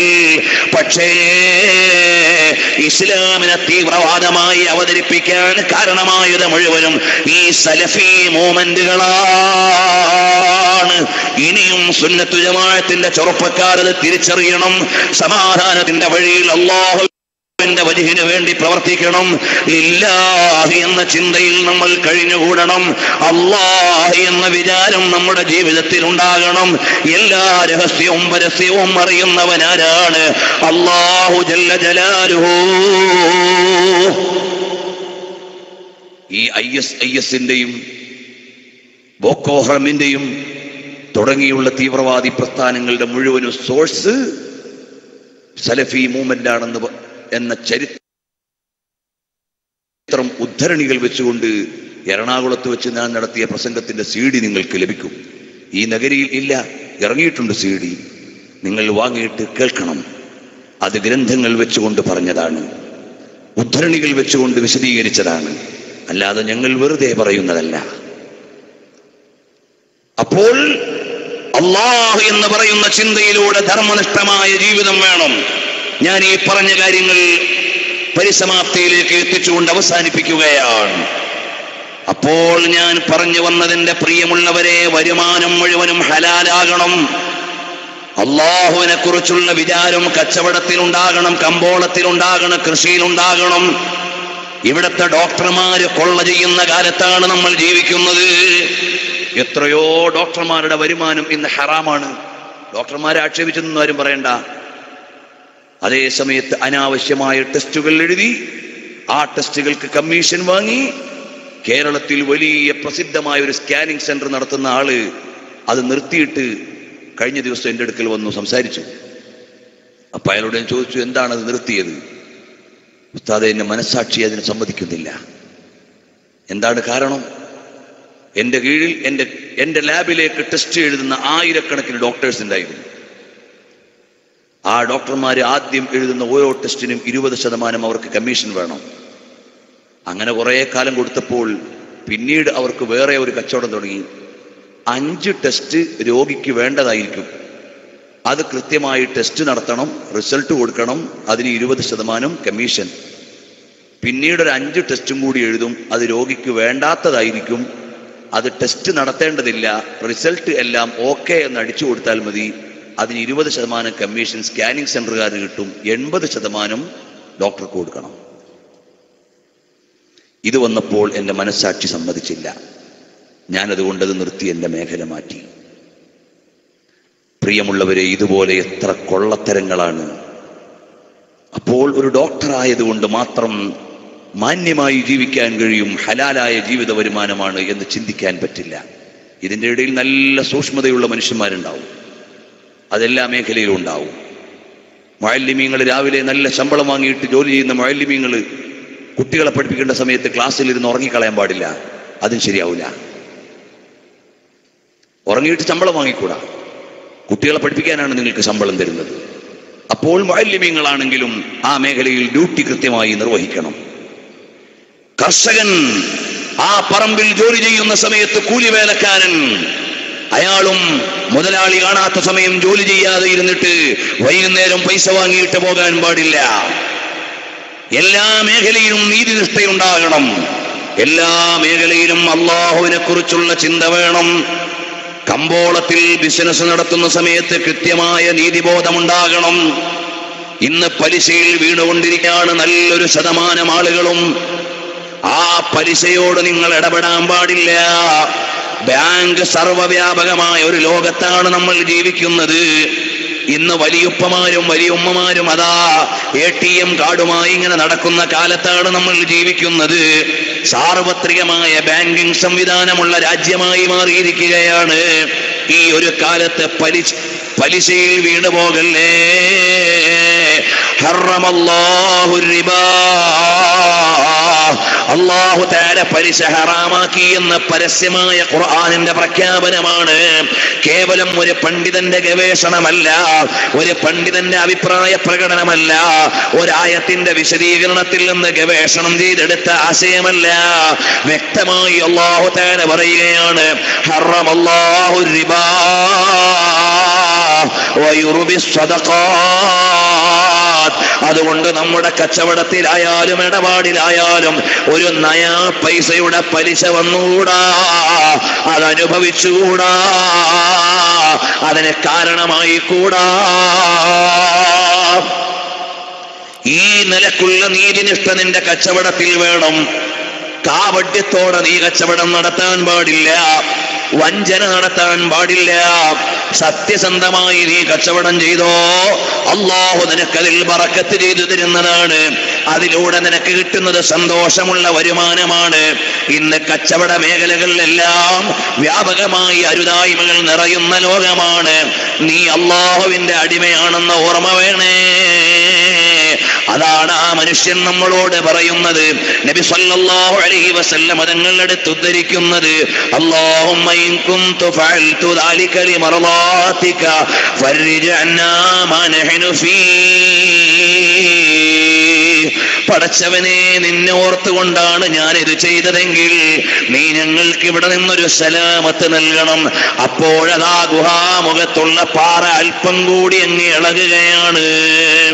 മൂന്നാമത്തെ ആൾ ആലോചിക്കുകയാണ്, അല്ല, എന്റെ ജീവിതത്തിൽ എന്താണൊരു സൽക്കർമ്മമുള്ളത്, എന്റെ ജീവിതത്തിൽ എന്താണൊരു നല്ല കാര്യം എടുത്തു പറയാനുള്ളത്?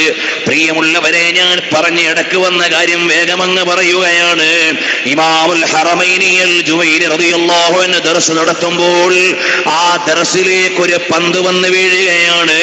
ഒരു കുട്ടി ആ പന്തെടുത്തങ്ങ് പുറത്തേക്ക് ഇട്ടുകൊടുത്തു.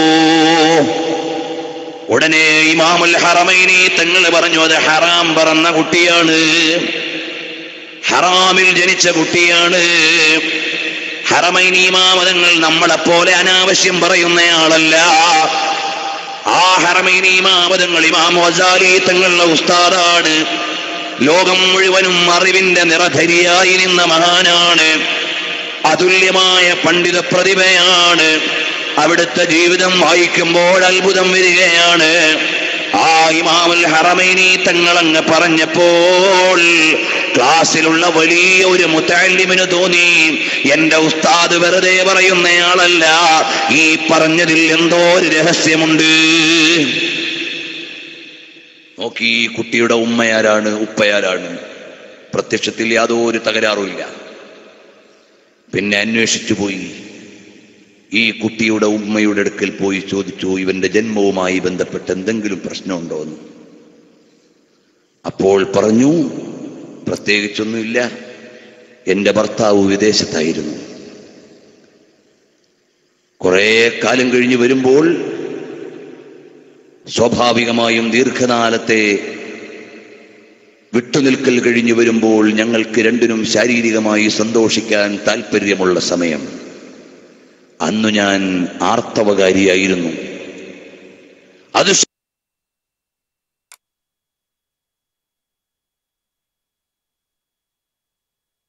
ശ്രദ്ധിക്കാതെ അന്ന് ഞങ്ങൾ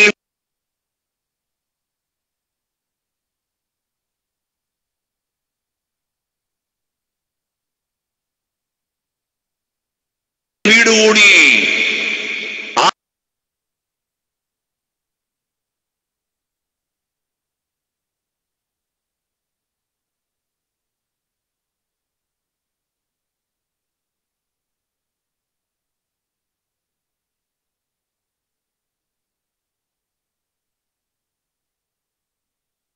ആ വീടുകൂടലിൽ ഞങ്ങൾക്ക്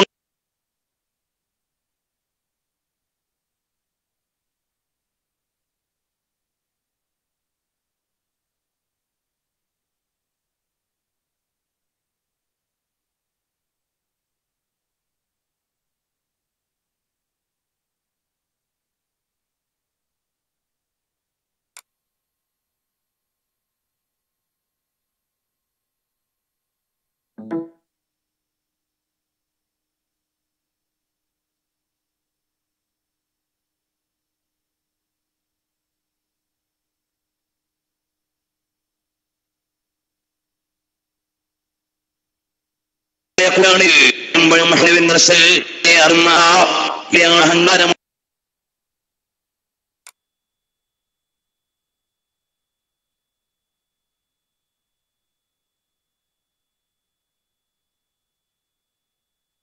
ാണ്. സുന്ദരനായ ഒരു സിനിമാ നടനാണ്. അവിടെ ചെന്ന് മറ്റുള്ളവരെ ചിന്തിച്ചുകൊണ്ട് സ്വന്തം ഭാര്യയോട്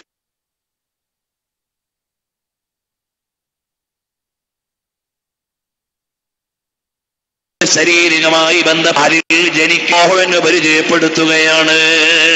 ഞാൻ എന്തിനു പറഞ്ഞത്? കണ്ടില്ലേ ഇന്ന് സിനിമകളുടെയും സിനിമാ താരങ്ങളുടെയും സോഷ്യൽ മീഡിയകളിൽ സ്ത്രീ പുരുഷന്മാരെ പരസ്പരം സുലഭ ജീവിതത്തിൽ വലിയ വിള്ളലുകൾ വരുത്തും കേട്ടോ. നിസ്സാരമല്ലാത്ത പ്രശ്നങ്ങൾ. ഞാനൊരു 2-3 ആഴ്ച മുമ്പ് ഒരു സ്ഥലത്തൊരു മഹാന്റെ ആണ്ടു നേർച്ചയ്ക്ക് പോയി.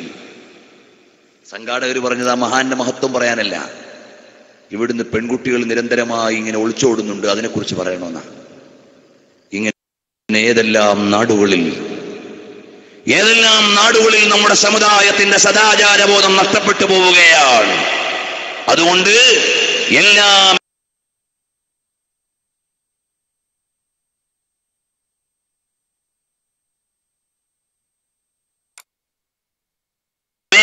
അല്ലാഹ്